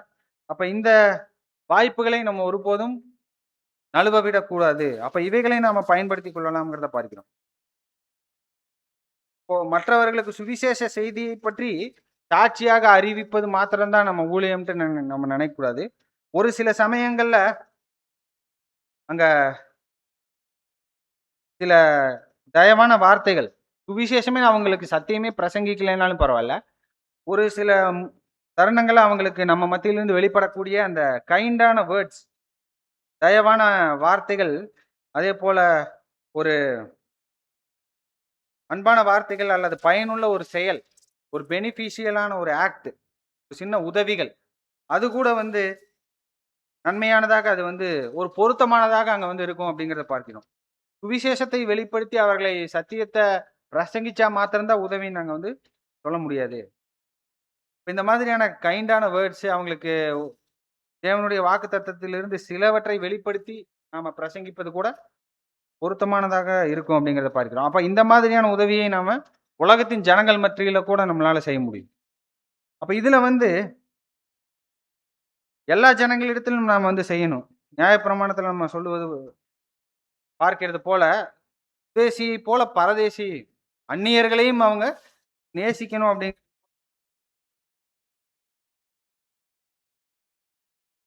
வார்த்தைகள நம்ம பார்க்கும்போது, தேவனே எப்பேர்ப்பட்டவராக இருக்கிறார்ன்னா, யோவான் 3:16ல வாசிக்கிறது போல, God so loved the world, உலகத்தில் அன்பு கூர்ந்தார். இவ்வளவாய் உலகத்தில் அன்பு கூர்ந்தார் அப்படின்னா, உலகத்தின் ஜனங்களை தான் அங்க வந்து நம்ம பார்க்கிறோம். அப்போ உலகத்தின் ஜனங்கள் மேல இருக்கிற அன்புனால தான், அங்க வந்து தம்முடைய ஒரே பேரான குமாரனையே அவர்களுக்காக தந்தருளி, இவ்வளவாய் உலகத்தில் அன்பு கூர்ந்தார் அப்படிங்கிறத பார்க்கிறோம். அப்போ தேவனுடைய அந்த மாதிரியை கூட நம்ம உடையவர்களாக நம்ம வந்து இருக்கிறோம். அப்போ அவரைப் போலவே நாம அகாப்பே அன்பை உடையவராக நம்ம வந்து இருக்கிறோமா? பிறர் மீது நாம் காட்டக்கூடிய அந்த அன்பு, நம்மை இந்த அன்பு கலந்த அந்த தயவான கிரியைகளை வெளிப்படுத்த செய்யும் அப்படிங்கிறத பார்க்கிறோம். அப்ப அனைவருக்கும் தியாகபூர்வமான அன்பை காட்டவும், இந்த ஒரு அகாப்பே அன்பு நமக்குள்ளாக இருந்ததுன்னா, அது வந்து தூண்டும் அப்படிங்கிறத பார்க்கிறோம். நம்மளுடைய சுயநலத்தை தாண்டி, நம்முடைய சுயத்தை தியாகம் செய்து இந்த அன்பான கிரியைகளை வெளிப்படுத்துவதற்கு இந்த அகாப்பே அன்பு நம்மை தூண்டக்கூடியதாக இருக்கு அப்படிங்கிறத பார்க்கிறோம். அப்ப இந்த கண்ணோட்டத்துல நம்ம பார்க்கும்போது, நமக்கு வரக்கூடிய இந்த சின்ன சின்ன வாய்ப்புகளை நம்ம செய்யாமல் போனால் கூட அது வந்து செய்யாமையின் பாவமாக அது வந்து இருக்கும். அதிலே குறிப்பாக விசுவாச குடும்பத்தாருக்கு விசேஷமாக நன்மை செய்ய கடவும் அப்படின்னு சொல்லும்போது, இதுல ஆவிக்குரிய குடும்பமாக நம்மளுடைய உடன் சகோதர சகோதரிகளுக்கு அதிக முக்கியத்துவம் தர வேண்டியவர்களாக நம்ம வந்து இருக்கிறோங்கிறத பார்க்கிறோம். ஏன்னா சுவிசேஷ யுகத்தினுடைய ஒரு பிரதானமான ஒரு வேலையே என்னதான்னா, சபையானது தேர்ந்தெடுக்கப்படணும். சபையானது வளரணும். சபையின் வளர்ச்சியே சுவிசேஷ யுகத்தினுடைய மிக முக்கியமான ஒரு செயல்பாடாக இருக்கு. சர்ச் டெவலப் ஆகணும். சுவிசேஷ யுகத்தினுடைய சபை வந்து வளரணுங்கிறது தான் முக்கியமான ஒரு வேலையாக, இந்த யுகத்தினுடைய வேலையாக அங்க வந்து இருக்கு. அப்ப அந்த டெவலப்மென்ட்க்கு சபையானது வளருவதற்கு நம்மால் உண்டான எல்லா முயற்சியும் அங்க வந்து செய்யணும் அப்படிங்கிறத பார்க்கிறோம். அப்ப சபை வளருவது, சபை ஆயத்தமாவது, அதுல பெரும்பகுதி யாருடைய பகுதியாக இருக்கு அப்படின்னு பார்க்கும்போது, என்னதான் தேவனுடைய பார்ட் இருந்தாலும், ஏன்னா அவர்தான் நமக்குள்ளாக விருப்பத்தையும் செய்கையும் உண்டாக்கிறவரா இருக்கிறார். To will and do his good will. விருப்பத்தை கூட அவர்தான் உண்டாக்குறார், செய்கையும் அவர்தான் உண்டாக்குறார். எல்லாமே தேவன் தான் நமக்குள்ளாக இருக்கிறாருன்னாலும், வசனங்கள பார்க்கும்போது சபையினுடைய ஒரு பார்ட்டும் அங்க வந்து இருக்கு. இப்ப சகோதரர் தரக்கூடிய எடுத்துக்காட்டு எங்கன்னா, வெளிப்படுத்தல் 19:7 வாசிக்கலாம். நாம் சந்தோஷப்பட்டு களிகூர்ந்து அவருக்கு துதி செலுத்த கடவோம். ஆட்டுக்குட்டியானவருடைய கல்யாணம் வந்தது. அவருடைய மனைவி தன்னை ஆயத்தம் பண்ணினாள் என்று சொல்ல கேட்டேன். அவருடைய மனைவி தன்னை ஆயத்தம் பண்ணினாள். மேடு ஹெர்செல்ஃப் ரெடி. அப்ப அவங்க ரெடி ஆகிறது. அந்த ஆயத்தமாகுதல்ல அவங்களுடைய எஃபர்ட் வந்து அதிகமாக இருக்கு அப்படிங்கிறத பார்க்கிறோம். ஆயத்தம் பண்ணினாள். ஆயத்தமாக்கப்பட்டாள் இல்ல, ஆயத்தம் பண்ணினாள். அப்படின்னா சகோதர சகோதரிகள் ஒவ்வொருவருமே இன்னொருவரை ரெடி பண்ணக்கூடிய ஒரு பொறுப்புல இருக்காங்க. தங்களுக்கு தாங்களே நம்ம ஒவ்வொருவருமே நம்மை ஆயத்தப்படுத்தணும். அதே போல ஆயத்தம் பண்ணினால் அப்படிங்கும்போது ஒருத்தருக்கு ஒருத்தர் நமக்கு இருக்கக்கூடிய அந்த பரஸ்பர பொறுப்புகளை நம்ம வந்து பார்க்கிறோம். இப்போ இதுல தேவனுடைய அந்த மேலோங்கும் அந்த மேற்பார்வை இருந்தாலும் கூட நம்மளுடைய வளர்ச்சியில நம்மளுடைய பங்கு அதிகமாக அங்க வந்து இருக்கிறதாக பார்க்கிறோம். ஒவ்வொருவருமே மற்ற ஜனங்களுக்கு உண்டான ஒரு பொறுப்பை உணர்ந்தவர்களாக நாம் அதுல ஆயத்தம் பண்ணக்கூடிய வேலையில நம்ம ஈடுபடணும். ஒருவருக்கொருவர் விசுவாசத்துல கட்டி எழுப்பக்கூடிய காரியத்திலையும், அதே போல இந்த சோதனையான தருணங்கள்ல ஒருத்தருக்கு ஒருத்தர் ஒத்தாசையாக இருந்து பலமுள்ளவர்களாகிய நாமும் நமக்கே பிரியமாய் நடவாமல் பலவீனருடைய பலவீனங்களை நாம தாங்கக்கூடியவர்களாக நம்ம இருக்கணும் அப்படிங்கிறத பார்க்கிறோம். அப்ப அப்போஸ்தலனாகிய பவுல் இதனாலதான் இதன் மீது அதிகமான அழுத்தம் கொடுத்து இந்த காரியத்தை விசேஷமாக விசுவாச வீட்டாருக்கு நீங்க நன்மை செய்ய நாட வேண்டும் அப்படிங்கிறத சொல்றாரு. அப்ப நம்மளுடைய அர்ப்பணிப்பின் வாழ்க்கையில சகோதர சகோதரிகளுக்கு நன்மை செய்வது அதிக முன்னுரிமைகள்ல இது பெரிய ஒரு இடத்தை அது பிடிக்கணும் அப்படிங்கிறத பார்க்கிறோம். அப்ப இந்த மாதிரி நன்மை செய்யாமல் இருந்தால் அது நமக்கு விரோதமான ஒரு பாவமாக அது வந்து இருக்கும். அடுத்த 5வது ஒரு வசன பகுதி நம்ம பார்க்கும்போது பழைய ஏற்பாட்டுல 2 சாமுவேல் 11வது அதிகாரம் 1வது வசனத்துல ஒரு வசன பகுதியில் நம்ம பார்க்கிறோம். இங்க கூட ஒருத்தர் வந்து செய்யாமையின் பாவத்தை செய்து தொடர் சங்கிலியாக அடுத்தடுத்து பெரிய பெரிய பாவங்களுக்கு வழி நடத்தப்படக்கூடிய ஒரு சம்பவம் நம்ம பார்க்கிறோம். வாசிக்கலாம். மறு வருஷம் ராஜாக்கள் யுத்தத்திற்கு புறப்படும் காலம் வந்தபோது தாவீது யோவாபையும் அவனோடே கூட தன் சேவகரையும் இஸ்ரவேல் அனைத்தையும் அம்மோன் புத்திரரை அழிக்கவும் ரப்பாவை முற்றுகை போடவும் அனுப்பினான். தாவீதோ எருசலேமில் இருந்து விட்டான். இந்த இடத்துல நம்ம பார்க்கும்போது தாவீதை குறித்து பார்க்கிறோம். ராஜாவாகிய தாவீது இங்க வந்து தன்னுடைய அரசருக்குரிய கடமைகளை நிறைவேற்றுவதில் தவறி போகிறார். ராஜாவுக்குரிய பொறுப்புகளில் இருந்து அவர் விலகிறார். அந்த பொறுப்புகளை செய்யாமல் போகிறார். ஏன்னா இந்த ஒரு காலம் எப்பேற்பட்டதான ஒரு காலம் சொல்லப்படுது. ராஜாக்கள் யுத்தத்துக்கு போகக்கூடிய ஒரு காலம். ராஜாக்கள் யுத்தத்துக்கு போகக்கூடிய ஒரு காலமாக இருக்கு. அந்த காலத்துல அவர் எங்கதான் இருந்திருக்கணும். யுத்த காலத்துல யுத்த வீரரோட தன்னுடைய சகோதரரோட ஒருவராக இருந்து இவர் தான் லீட் பண்ணி படையை முன்னின்று நடத்தி கொண்டு போயிருக்கணும். இவர் தான் வந்து மும்முரமாக யுத்தம் செய்யக்கூடிய இடத்துல இவர் தான் வந்து முன்னின்று நடத்தி இருக்கணும். ஆனா இவர் எங்க இருந்துட்டார்? எருசலேமிலேயே அங்க வந்து இருந்து விட்டார். யார் அனுப்பிடுறாரு அப்படின்னா அவருடைய தளபதிகள் யோவாப் மற்றும் அவருடைய படை தளபதிகளாக இருக்கக்கூடிய மற்ற சகோதரர் எல்லாத்தையும் யுத்தத்துக்கு அனுப்பிட்டு இவர் வந்து என்ன பண்ணிடுறாருன்னா அங்க எருசலேமிலேயே அங்க வந்து இருந்து விடுகிறார் அப்படிங்கிறத பார்க்கிறோம். அப்போ இந்த ஒரு டைம்ல வந்து பார்க்கும்போது தாவீதுக்கு வந்து தேவன் அந்த எதிரிகள் மத்தியில எல்லாம் வந்து தொடர்ச்சியாக அந்த வெற்றி அங்க வந்து தந்து கொண்டே இருக்கிறார். அப்ப இவர் வந்து அரண்மனை கட்டி இவர் வந்து வீட்டிலேயே அங்க வந்து இருக்கக்கூடிய சூழ்நிலைகள் அங்க வந்து இருக்கு. அப்ப இந்த மாதிரி செயல்படாது இருக்கக்கூடிய இந்த தருணத்துல தான் அங்க ஒரு பயங்கரமான ஒரு வீழ்ச்சி, தேவனுடைய தயவிலிருந்து பயங்கரமாக வீழ்ச்சியை சந்திக்கக்கூடிய ஒரு மோசமான பாவத்தை தாவீது செய்யக்கூடிய தருணங்களாக இவைகள் அங்க வந்து இருந்ததாக பார்க்கிறோம். ஒரு ரிலாக்ஸான யுத்தத்துல பங்கு பெறாமல் எல்லாமே ஜெயம் கிடைக்கும் போது ஒரு ரிலாக்ஸேஷன் அங்க வந்து நடக்குது. ஒரு கிரியைகள் எல்லாம் செஞ்சு பிஸியாக இருக்கக்கூடிய தருணங்கள் போயிட்டு ஓய்வு எடுக்கக்கூடிய ஒரு காலத்திற்குள்ளாக அவர் போகும்போது என்ன நடக்குது அப்படின்னு பார்க்கும்போது தன்னுடைய பொறுப்பிலிருந்து விலகக்கூடிய ஒரு தருணங்களாக அங்க வந்து மாறுது. அதுல குறிப்பாக என்ன நம்ம பார்க்கிறோம்னா சுயநலமான ஒரு காரியங்கள், தன்னுடைய சகோதரன் மீது அன்பில்லாத ஒரு காரியங்களை தான் இதை வந்து காண்பிக்குது. தன்னுடைய யுத்த வீரர்கள், தன்னுடைய படை தளபதிகள் அவங்களுடைய ஜீவன் மேல அக்கறை இல்லாத ஒரு தன்மை தான் இது வந்து காண்பிக்குது. இது மாத்திரம் இல்லாமல் இந்த ஒரு தருணத்தில தான் அவர் என்ன பண்றாரு, தன்னுடைய அரண்மனையில அந்த உப்பரிகையின் மேல அவர் நிக்கும்போது, அப்பதான் வந்து என்ன யார பார்க்கிறார்? பத்சேபாள் அங்க குளித்துக் கொண்டு இருக்கக்கூடிய காரியங்களை அவர் வந்து பார்க்கிறாரு. அதன் மூலமாக என்ன பண்றாருன்னா, ஒரு பெரிய ஒழுக்கக்கேடான ஒரு பாவத்தை செய்து, அது அது அதை காட்டிலும் அங்க அவருக்கு உண்மையா இருந்த உரியாவை அந்த கொலை செய்யக்கூடிய ஒரு காரியத்தையும் அவர் வந்து செய்யக்கூடிய ஒரு ஒரு மோசமான ஒரு வீழ்ச்சிக்குள்ளாக அவர் வந்து போறார். அதிலே அந்த ஓலையை வந்து அவர் கையிலேயே வந்து கொடுத்து, அங்க யோவாபுக்கு தரக்கூடிய காரியங்கள் எல்லாமே நம்ம வந்து பார்க்கிறோம். அப்ப அதை கூட அந்த உண்மையான ஊழியக்காரன் அவர் என்ன பண்ணல. அதுல என்ன எழுதியிருக்குங்கிறத கூட அவர் வந்து பிரிச்சு வாசிக்கல. அவர் உண்மையா அவர் வந்து செயல்படுறார். அவர் வந்து என்ன பண்றாருன்னா, சுத்தமெல்லாம் முடிச்சுட்டு வந்து இருக்கும்போது கூட, அவருடைய வீட்டுக்கு போகாம அவர் என்ன பண்றாருன்னா, அரண்மனையிலேயே படுத்திருக்கக்கூடிய அளவுக்கு அவர் உண்மையுள்ளவராக இருக்கிறார். இவர் போன்னு சொன்னா கூட போக மாட்டேங்கிறார். சகோதரர் எல்லாருமே யுத்த காலத்துல இப்படி பாடுபட்டு கொண்டு இருக்கும்போது, போர் செய்து கொண்டு இருக்கும்போது, நான் என்னுடைய மனைவியோட நான் சந்தோஷமா இருக்கிறது, அது அருவருப்பானது, தேவனுக்கு விரோதமானது அப்படின்ட்டு அவர் அந்த அளவுக்கு உண்மையுள்ளவராக இருக்கிறார். அந்த சகோதரனையே, உண்மையுள்ள அந்த ஊழியக்காரனையே அவர் வந்து என்ன பண்றார்? கொலை செய்யக்கூடிய அளவுக்கு மோசமான பாவத்திற்குள்ளாக கடந்து போகிறார். அப்ப இந்த செய்யாமையின் பாவத்தை அவர் செய்ததுனால தான் இந்த விளைவாக இவ்வளவு தொடர்ச்சியான சங்கிலி போல அடுத்தடுத்த பாவங்களை அவர் வந்து செய்றார்.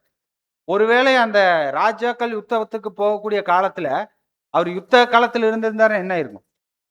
இந்த எல்லா பாவத்திலிருந்தும் அவர் வந்து எஸ்கேப் ஆயிருப்பாரு அப்படிங்கிறத பார்க்கிறோம். அப்போ சரியான பொறுப்புகளை நம்ம உணர்ந்து, நம்ம எங்க நம்ம தேவன் இருக்கணும்னு நினைக்கிறாரோ, அந்த டைம்ல நம்ம எங்க இருக்கணும்? நாம செய்ய வேண்டிய வேலை என்ன? நமக்கான போஸ்ட் என்ன? நமக்கான பொறுப்பு என்ன? அந்த ஸ்தானத்துல நம்ம இருக்கிறோமா?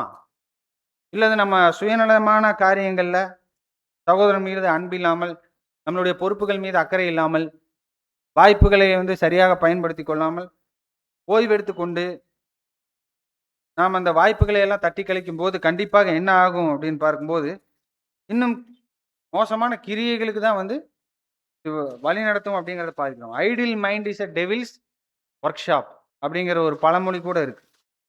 அப்போ நாம எந்த அளவுக்கு நம்ம தேவனுடைய காரியங்கள்ல, தேவனுடைய ஊழியங்கள்ல, தேவனுடைய அந்த அவருடைய பொறுப்புகள்ல நாம எந்த அளவுக்கு நம்மை பிஸியாக வச்சுக்கிறோமோ, அந்த அளவுக்கு நாம இந்த மாதிரியான பலவீனங்கள்ல இருந்து நம்மை காத்துக்கொள்ள முடியும் அப்படிங்கிறத பார்க்கிறோம். அப்ப தாவீதினிடமிருந்து நம்ம கற்றுக்கொள்ளக்கூடிய மிக பிரதானமான ஒரு பாடம், அவருடைய வீழ்ச்சியிலிருந்து நமக்கு இருக்கக்கூடிய ஒரு பிரதானமான ஒரு பாடம் என்னதான் அப்படின்னு பார்க்கும்போது, நம்மளுடைய ஸ்தானத்துல தேவன் நம்மளை எங்க வைக்கிறாரோ அந்த போஸ்டில இருந்து நம்ம விலகக்கூடாது.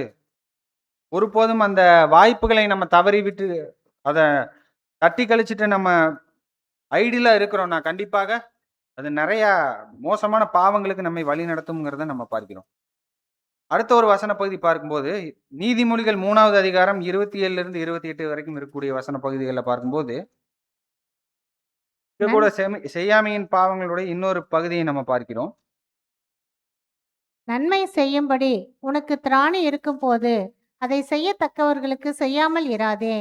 உன்னிடத்தில் பொருள் இருக்கையில் உன் அயலானை நோக்கி நீ போய் திரும்ப வா, நாளைக்கு தருவேன் என்று சொல்லாதே. இங்க வந்து செய்யக்கூடிய வாய்ப்பு இருக்கும்போது அதை தள்ளி போடுவது. ப்ரோக்ராஸ்டினேஷன். தள்ளி போடுவது. அந்த வாய்ப்பை வந்து உடனடியாக அங்க வந்து செயல்படுத்தாமல், நான் நாளைக்கு செய்றேன். இப்ப என்னால செய்ய முடியாது. நான் நாளைக்கு செய்றேன், நாளைக்கு செய்றேன்ட்டு அதை வந்து தள்ளி போடுவது. அப்ப இது கூட வந்து பார்க்கும்போது ஒரு பாவமாக நம்ம பார்க்கிறோம். நாம நன்மை செய்ய அறிந்திருக்கிறோம். நமக்கு தேவன் வந்து அந்த அறிவை கொடுத்திருக்கிறார். நன்மை செய்யக்கூடிய ஆப்பர்ச்சுனிட்டி அங்க வந்து கொடுத்திருக்கிறார். வாய்ப்பை அங்க வந்து கொடுத்திருக்கிறார். அப்ப இது 2மே நமக்கு வரும்போது, என்ன செய்யணுங்கிறத சொல்லியிருக்கார், எப்படி செய்யணுங்கிறத சொல்லியிருக்கார். செய்வதற்கேற்ற அந்த எபிலிட்டி, திராணியும் வந்து கொடுத்திருக்கிறார். அதுக்கப்புறம் வாய்ப்பும் கிடைச்சிருச்சு. ஒரு ஆப்பர்ச்சுனிட்டி கிடைச்சிருச்சு. இது எல்லாமே நமக்கு வந்துருச்சுன்னாவே என்ன பண்ணிரணும்? அடுத்த நாள் நான் செய்ய போறேன் அப்படின்ட்டு, அத வந்து தட்டி கழிக்கவே முடியாது. இது எல்லாமே நமக்கு ஒன்று சேர பெறும்போது, உடனடியாக நம்ம அதைய செய்யணும் அப்படிங்கிறத பார்க்கிறோம். 1 யோவான் 3வது அதிகாரம் 17, 18ல அப்போஸ்தலர் யோவான் அங்க சொல்லும்போது, ஒருவன் இவ்வுலக ஆஸ்தி உடையவனாய் இருந்து தன் சகோதரனுக்கு குறைச்சல் உண்டென்று கண்டு, இங்க கூட 2 விஷயம் பார்க்கிறோம். அந்த எபிலிட்டி இருக்குது. ஆஸ்தி அவருக்கு இருக்குது. அதே போல ஆப்பர்ச்சுனிட்டி இருக்குது. சகோதரனுக்கு குறைச்சல் உண்டென்று அவர் காணக்கூடிய வாய்ப்பு இருக்கு. அப்படி அவர் பார்க்கும்போது தன் இருதயத்தை அவனுக்கு அடைத்துக் கொண்டால் அவனுக்குள் தேவ அன்பு நிலை கொள்ளுவது எப்படி? என் பிள்ளைகளை வசனத்தினாலும் நாவினாலும் அல்ல, கிரியையினாலும் உண்மையினாலும் அன்பு கூறக் கடவோம். இப்ப காலம் கடத்தக்கூடியது கூட ஒரு பாவமாக அது வந்து இருக்கும். நம்ம இடத்துல அந்த பொருள் இருக்கும்போது அயலானை நோக்கி நீ போய் திரும்பி வா, நாளைக்கு உனக்கு தருவேன்னுட்டு நாம சொல்லக்கூடாது அப்படிங்கிறத பார்க்கிறோம். அடுத்தது 7வது ஒரு வசன பகுதி நம்ம பார்க்கும்போது 1 தீமோத்தேயு 5வது அதிகாரம் 8வது வசனம் வாசிக்கலாம். ஒருவன் தன் சொந்த ஜனங்களையும் விசேஷமாக தன் வீட்டாரையும் விசாரியாமல் போனால் அவன் விசுவாசத்தை மறுதலித்தவனும் அவ்விசுவாசியிலும் கெட்டவனாயிருப்பான். இங்க வந்து தன் சொந்த ஜனங்களையும் விசேஷமாக தன் வீட்டாரை விசாரியாமல் போவது, இந்த மாதிரியான ஒரு செய்யாமையின் பாவங்கள் நம்ம பார்க்கிறோம். அப்போ நியாயப்பிரமாணம் சரி, நமக்கு அந்த காமன் சென்ஸுமே சரி, இயல்பாக தேவன் நமக்கு கொடுத்திருக்கக்கூடிய அறிவிலிருந்து நம்ம பார்த்தோம்னா கூட, நமக்கானவர்களை நம்முடைய சொந்த வீட்டாரை நாம தான் வந்து கேர் பண்ணும், அவங்கள நாம தான் பராமரிக்கணுங்கிறத நமக்கு இயல்பான அறிவே நமக்கு உணர்த்தும் அப்படிங்கிறத பார்க்கிறோம். அப்போ நம்மளுடைய சொந்த வீட்டாரை கவனியாமல் இருப்பது எதை தான் அங்க வந்து காட்டுது அப்படின்னா, சுயநலத்தின் மிகவும் ஆழமான மற்றும் தீமையான மனப்பான்மை தான் இது வந்து காட்டுது. Very deep and evil attitude of selfishness. சுயநலத்தினுடைய மிக ஆழமான ஒரு தீமையான ஒரு மனப்பான்மை தான் இது வந்து காட்டுது. சொந்த வீட்டாரையே ஒருத்தர் கவனிக்கலைன்னா ரொம்ப மோசமான அவிசுவாசியிலும் அவர் வந்து கெட்டவராக அவர் வந்து இருக்கிறார் அப்படின்ட்டு அப்போஸ்தலன் பவுல் நமக்கு அங்க வந்து சொல்றார். அப்போ இந்த மாதிரியாக இருக்கக்கூடிய சகோதரர்களையும் அவங்க வந்து கவனித்திருக்கிறார்கள்.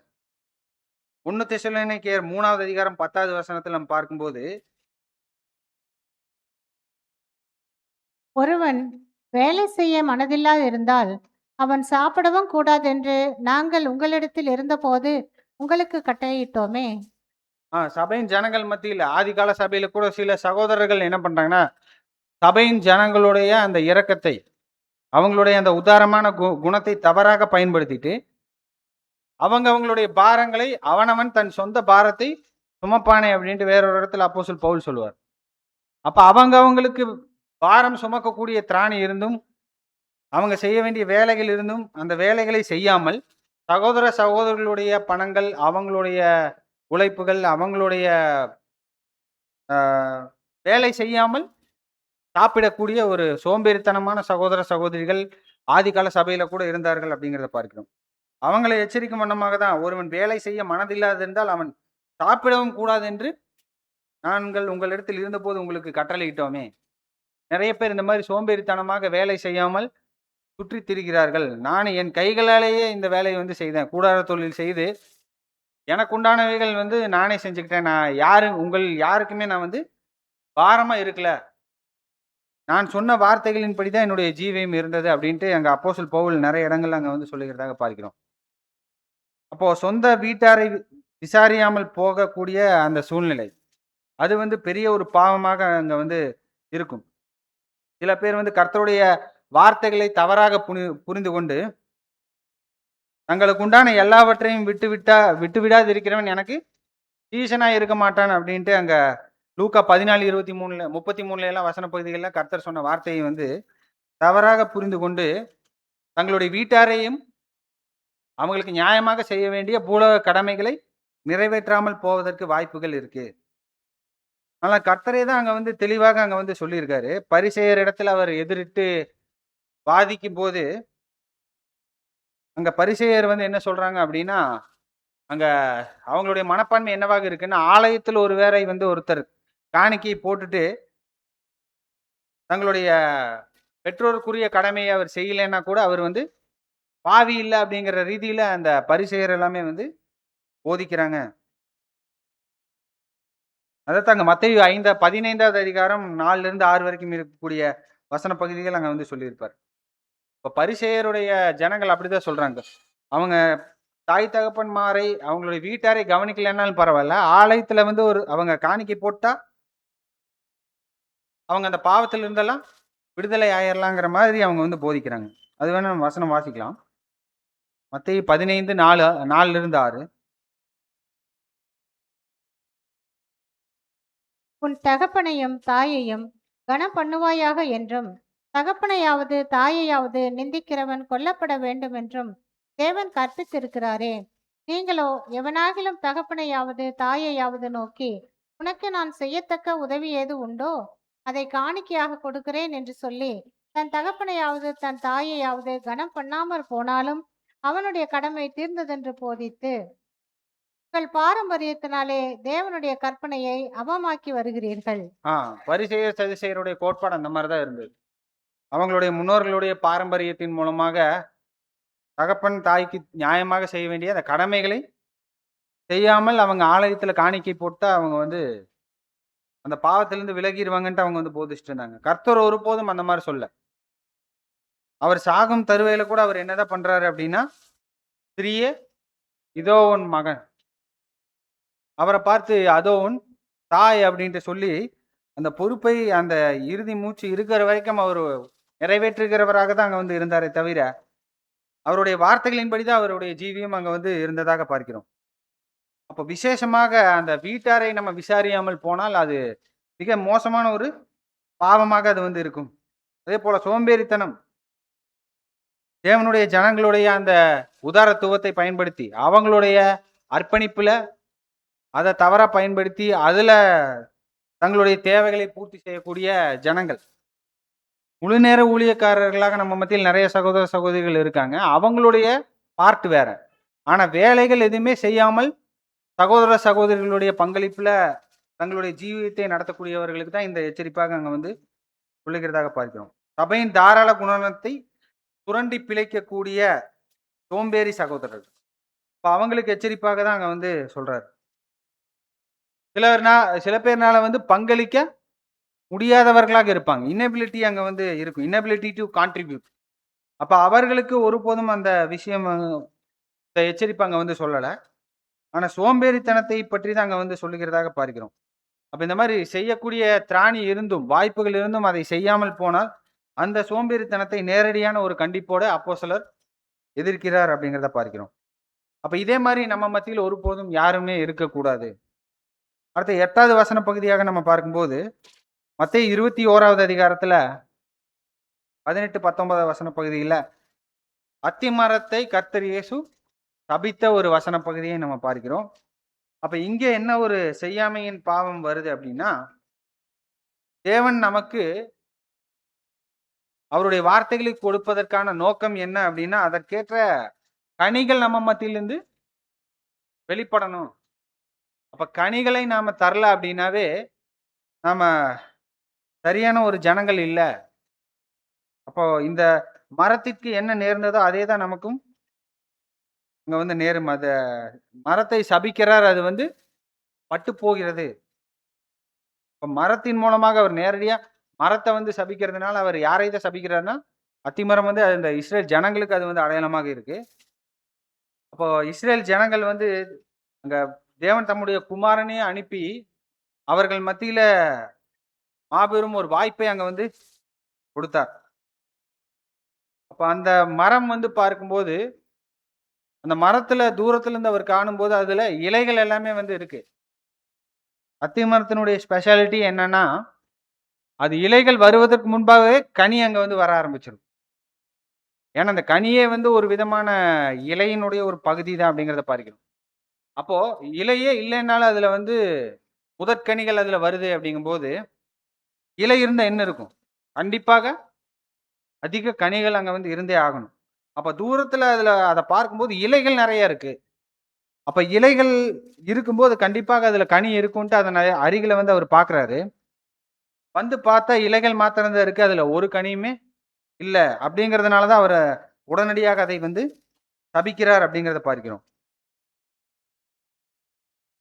அப்ப இஸ்ரேல் ஜனங்கள் வந்து பார்க்கும்போது, அவர்கள் கர்த்தர்னால அவங்க அவங்க மத்தியில கர்த்தருடைய பிரசன்னம் இருந்து அவர்கள் மத்தியில அந்த தேவனுடைய வார்த்தைகளை அவர்கள் மத்தியில பிரசங்கிச்சு இந்த பெரிதான அழைப்புக்குள்ளாக அவர்களை ஏற்படுத்துவதற்கேற்ற ஊழியத்தை அவர் செய்யும்போது ரொம்ப சொற்பமான ஜனங்கள் தான் வந்து இஸ்ரேல் ஜனங்கள் இருந்து வந்தாங்க. வெறும் 12 அப்போஸ்தலர்கள் 3000 பேர் 5000 பேர் இந்த மாதிரியான எண்ணிக்கையில தான் இஸ்ரேல் ஜனங்கள் இருந்து வந்தாங்க அப்படிங்கிறத பார்க்கிறோம். மெஜாரிட்டியான ஜனங்கள் ஒரு தேசமாக அவரை நிராகரித்தவர்களாக இருந்தாங்க. சொந்தமானதிலே வந்தார், சொந்தமானவர்களோ அவரை ஏற்றுக்கொள்ளவில்லை. அப்போ கர்த்தருக்கேற்ற கனிகள் அவர்கள் மத்தியிலிருந்து வெளிப்படலை அப்படிங்கிறத பார்க்கிறோம். அப்ப அதன் காரணமாக தான் தேவனுடைய அந்த நியாய தீர்ப்பை அந்த தருணங்கள்ல அந்த மரத்தின் மூலமாக அவர் வந்து வெளிப்படுத்தினார் அப்படிங்கிறத பார்க்கிறோம். அப்ப அந்த ஜனங்கள் வந்து பார்க்கும்போது வெறும் அந்த வெளிப்புறமான ஒரு ஆடம்பரமான ஒரு மத ரீதியிலான வெளிப்பாடுகள், ப்ரொஃபஷன்ஸ் அது மாத்திரம்தான் செய்து கொண்டிருந்தாங்க. ஆனா உள்ளுக்குள்ள எந்த விதமான இருதயத்தின் கனிகளோ அதற்கேற்ற கிரியைகளோ அவங்க மத்தியில காணப்படல. அப்ப இதன் காரணமாக தான் அவங்க வந்து நிராகரிக்கப்பட்டார்கள் அப்படிங்கிறத பார்க்கிறோம். கர்த்தர் மேசியாவாக அவர்கள் மத்தியில வந்தார். அவரை ஏற்றுக்கொள்ள தயாராக இருக்க வேண்டிய நிலையில அவங்க இருக்கணும். ஆனா அவங்க வந்து எப்படி இருந்தாங்க அப்படின்னு பார்க்கும்போது, ஒரு லீகலிஸ்டிக் ரிலீஜியஸ் மோனோலித் ஒரு மத ரீதியிலான ஒரு கடினமான ஒரு அமைப்பாக அவர்கள் வந்து இருந்தாங்களே தவிர, அவங்களிடத்துல தேவனுக்கேற்ற கிரியைகள் அங்க வந்து இல்லை. தேவன் எதிர்பார்த்த அந்த நற்செயல்களினுடைய அந்த கனிகளை அவர்கள் தரவில்லை அப்படிங்கிறத பார்க்கிறோம். அப்ப இதன் காரணமாக அவர்கள் தேசமாகவே அங்க வந்து நிராகரிக்கப்பட்டார்கள். அப்ப தேவனுடைய ஜனங்களும் வந்து பார்க்கும்போது, தேவன் நமக்கு இந்த மாதிரியான சத்தியம் கொடுத்திருக்கிறார்னா, அதற்கேற்ற கனிகள் நம்ம மத்தியிலிருந்து வெளிப்படணும். இப்ப பொறுமை தேவன் நம்ம மத்தியில எதிர்பார்க்கிறார்னா, அதற்கேற்ற எல்லா வாய்ப்புகளும் நம்ம மத்தியில கொடுத்திருக்கிறார். தேவபக்தி, சகோதர சிநேகம், அன்பு, இரக்கம், நீடிய பொறுமை, தயவு, சகிப்புத்தன்மை இந்த மாதிரி பல்வேறு விதமான தேவனுடைய குணலட்சணங்கள், தேவனுடைய சாயலை நம்ம மத்தியில எதிர்பார்க்கிறார். அப்ப இந்த மாதிரியான கனிகள் நம்ம மத்தியில வளருவதற்கேற்ற அனுபவங்கள், எல்லா விதமான சூழ்நிலைகளையும் நம்ம மத்தியில தருகிறார். அப்ப அதற்கு நம்மை தாழ்மையாக ஒப்பு கொடுத்தோம்னா, கண்டிப்பாக இந்த கனிகள் நம்ம மத்தியில அதிகமாக அங்க வந்து பெருகும் அப்படிங்கிறத பார்க்கிறோம். மாறாக இந்த குணலட்சணங்களை நாம வெளிப்படுத்துவர்களாக இல்லை. அந்த அனுபவங்களிலிருந்து சரியான பாடங்களை நம்ம வந்து கற்றுக்கொள்ளல. இந்த கனிகள் நம்ம மத்தியில காணப்படல அப்படின்னா, இந்த மரத்துக்கு என்ன நிலைமையோ அதேதான். அது வந்து உடனடியாக அது வந்து அந்த சபிக்கப்பட்டு அது பட்டு போனதாக பார்க்கிறோம். அப்போ கனிகள் நமக்கு தரல அப்படின்னா, அந்த யோவான் 15வது அதிகாரத்துல நம்ம வாசிக்கிறது போல, என்னில் கனி கொடாது இருக்கக்கூடிய கொடி எதுவோ, அது அந்த செடியிலே நிலைத்திராதபடிக்கு அத வந்து வெட்டி போடுறாரு. அப்ப நம்ம கொடியில நம்ம நிலைத்து இருக்கணும். கர்த்தருடைய அந்த சபையில நம்ம ஒருத்தராக இருக்கணும் அப்படின்னா, கனி நமக்கு கொடுக்கணும். கனி கொடுக்காமல் வெறும் அந்த வேரினுடைய அந்த சாப்பு, சத்த மாத்திரம் நான் உறிஞ்சிட்டே இருக்கோம். எந்த விதமான கனிகளும் தென்படல அப்படின்னா, ஒரு சில காலங்கள் அங்க வந்து பார்ப்பாரு. அப்ப அந்த உறிஞ்சிகள் மாதிரி நம்ம இருக்கிறோம். வெறும் சத்தை மாத்திரம் தான் உறிஞ்சிட்டு இருக்கோம் அப்படிங்கும்போது, நம்மை அங்க வந்து வெட்டி போடுவார் அப்படிங்கிறத பார்க்கிறோம். அப்ப நம்ம கொடியிலே நம்ம நிலைத்திருக்கிறோமா?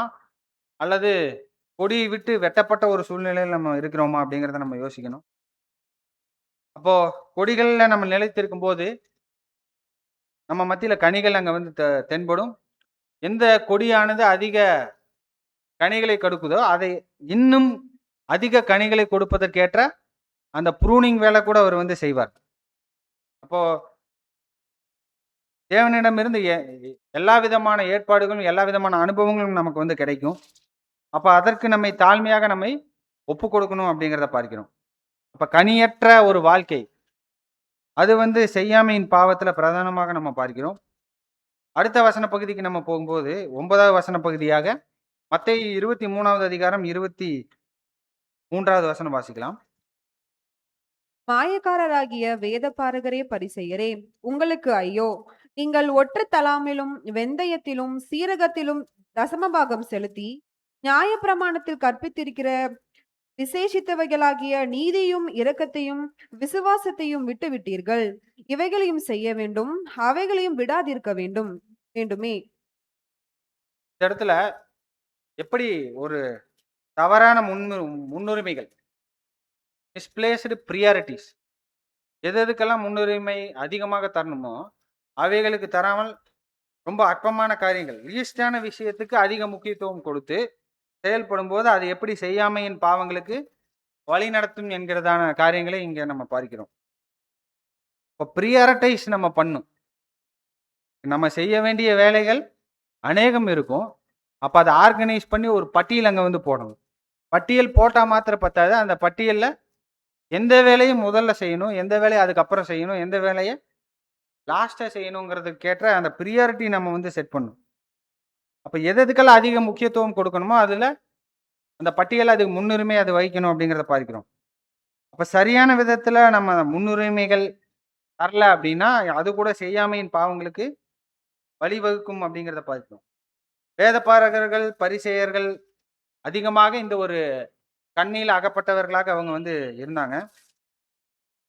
அவர்களுக்கு எதுதான் அதிக முக்கியத்துவம் வாய்ந்ததாக இருந்ததாக பார்க்கிறோம்னா, தசம பாகம் செலுத்துவது, அங்க சின்ன சின்ன விஷயங்களை வெந்தயம், சீரகம் இந்த மாதிரியான சின்ன சின்ன விஷயங்களை கரெக்டா தசம பாகம் கொடுக்கறதுல தான் அதிகமான முக்கியத்துவம் வாய்ந்ததாக அவர்கள் கருதுனாங்க. ஆனா நியாயப்பிரமாணத்துல விசேஷித்தவைகளாக இருக்கக்கூடிய நீதி, இரக்கம், விசுவாசம் இவைகள் எல்லாவற்றையும் லோ ப்ரியாரிட்டியாக பண்ணிட்டாங்க. ரொம்ப முன்னுரிமை கீழான முன்னுரிமை அவர்கள் தந்தார்கள் அப்படிங்கிறத பார்க்கிறோம். ஏன் இந்த மாதிரி செய்யறாங்க அப்படின்னு பார்க்கும்போது, இந்த தசம பாகத்துக்கு ஏன் அதிக முன்னுரிமை கொடுக்குறாங்கன்னா, அந்த தசம பாகத்தில் இருந்தது அவங்க தங்களுடைய பிழைப்பை நடத்தக்கூடியவர்களாக அவங்க வந்து இருக்காங்க. அதனால அவங்களுடைய அந்த சுயநலத்தினால, தீய சுயநலத்தினால முன்னுரிமை அதற்கென்றே தரக்கூடியவர்களாக இருக்கிறாங்க அப்படிங்கிறத பார்க்கிறோம். அப்ப அவங்க எப்பேற்பட்டவர்களாக இருக்காங்க அப்படின்னு சொல்றாருன்னா, கொசுவை வடிகட்டுறாங்களாமா, ஆனா ஒட்டகத்தை மிஸ் பண்ணிடுறாங்க. கொசுக்கு இல்லாதபடி வடிகட்டுறீங்க, ஒட்டகத்தையும் நீங்க விட்டுடுறீங்க. அப்போ ரொம்ப சின்ன சின்ன விஷயங்கள்ல நீங்க ரொம்ப உன்னிப்பாக நீங்க கவனிக்கிறீங்க, ஆனா பிரதானமான விஷயங்கள் எல்லாவற்றையும் விட்டுடுறீங்க அப்படின்ட்டு சொல்றாரு. அப்ப தேவனுடைய ஜனங்களாக இருக்கக்கூடிய நமக்கும் இந்த முன்னுரிமைகள் தரக்கூடிய விஷயத்துல நம்ம சரியா இருக்கணும் அப்படிங்கிறத பார்க்கிறோம். அப்ப காலத்தை நம்ம மீட்டு கொண்டு அதை பிரயோஜனப்படுத்தணும் அப்படின்னா, நம்ம டைமை சரியா ஆர்கனைஸ் பண்ணி அதை பயன்படுத்தணும்னா, இந்த ப்ரியாரிட்டைஸ் பண்றதுல நம்ம அதுல வளரணும் அப்படிங்கிறத பார்க்கிறோம். அப்படி இல்லை அப்படின்னா, நாமும் முக்கியமான காரியங்களை லோ ப்ரியாரிட்டி பண்ணிட்டு மோசமான கிரியைகளுக்குள்ள, மோசமான இழப்புகளுக்குள்ளாக நம்ம வந்து கடந்து போவதற்கு வாய்ப்பு இருக்கு. இப்ப தேவனுடைய திட்டத்துல, அவருடைய பிரமாணத்துல எது மிக முக்கியமானதுங்கிறத நம்ம நினைவில் வைத்து அது நம்மை வழிநடத்தும்படியாக இயல்பான ஒரு கிரியைகளாக இருக்கும்படியாக நம்ம வளரணுங்கிறத பார்க்கிறோம். மீக 6:8 வசன பகுதியில் நம்ம வாசிக்கிறது போல, நன்மை இன்னதென்று அவர் உனக்கு அறிவித்திருக்கிறார், நியாயம் செய்து இரக்கத்தை சிநேகித்து உன் தேவனுக்கு முன்பாக மனத்தாழ்மையாக நடப்பதை அல்லாமல் தேவன் எண்ணத்தை கர்த்தர் உங்களிடத்துல கேட்கிறார்.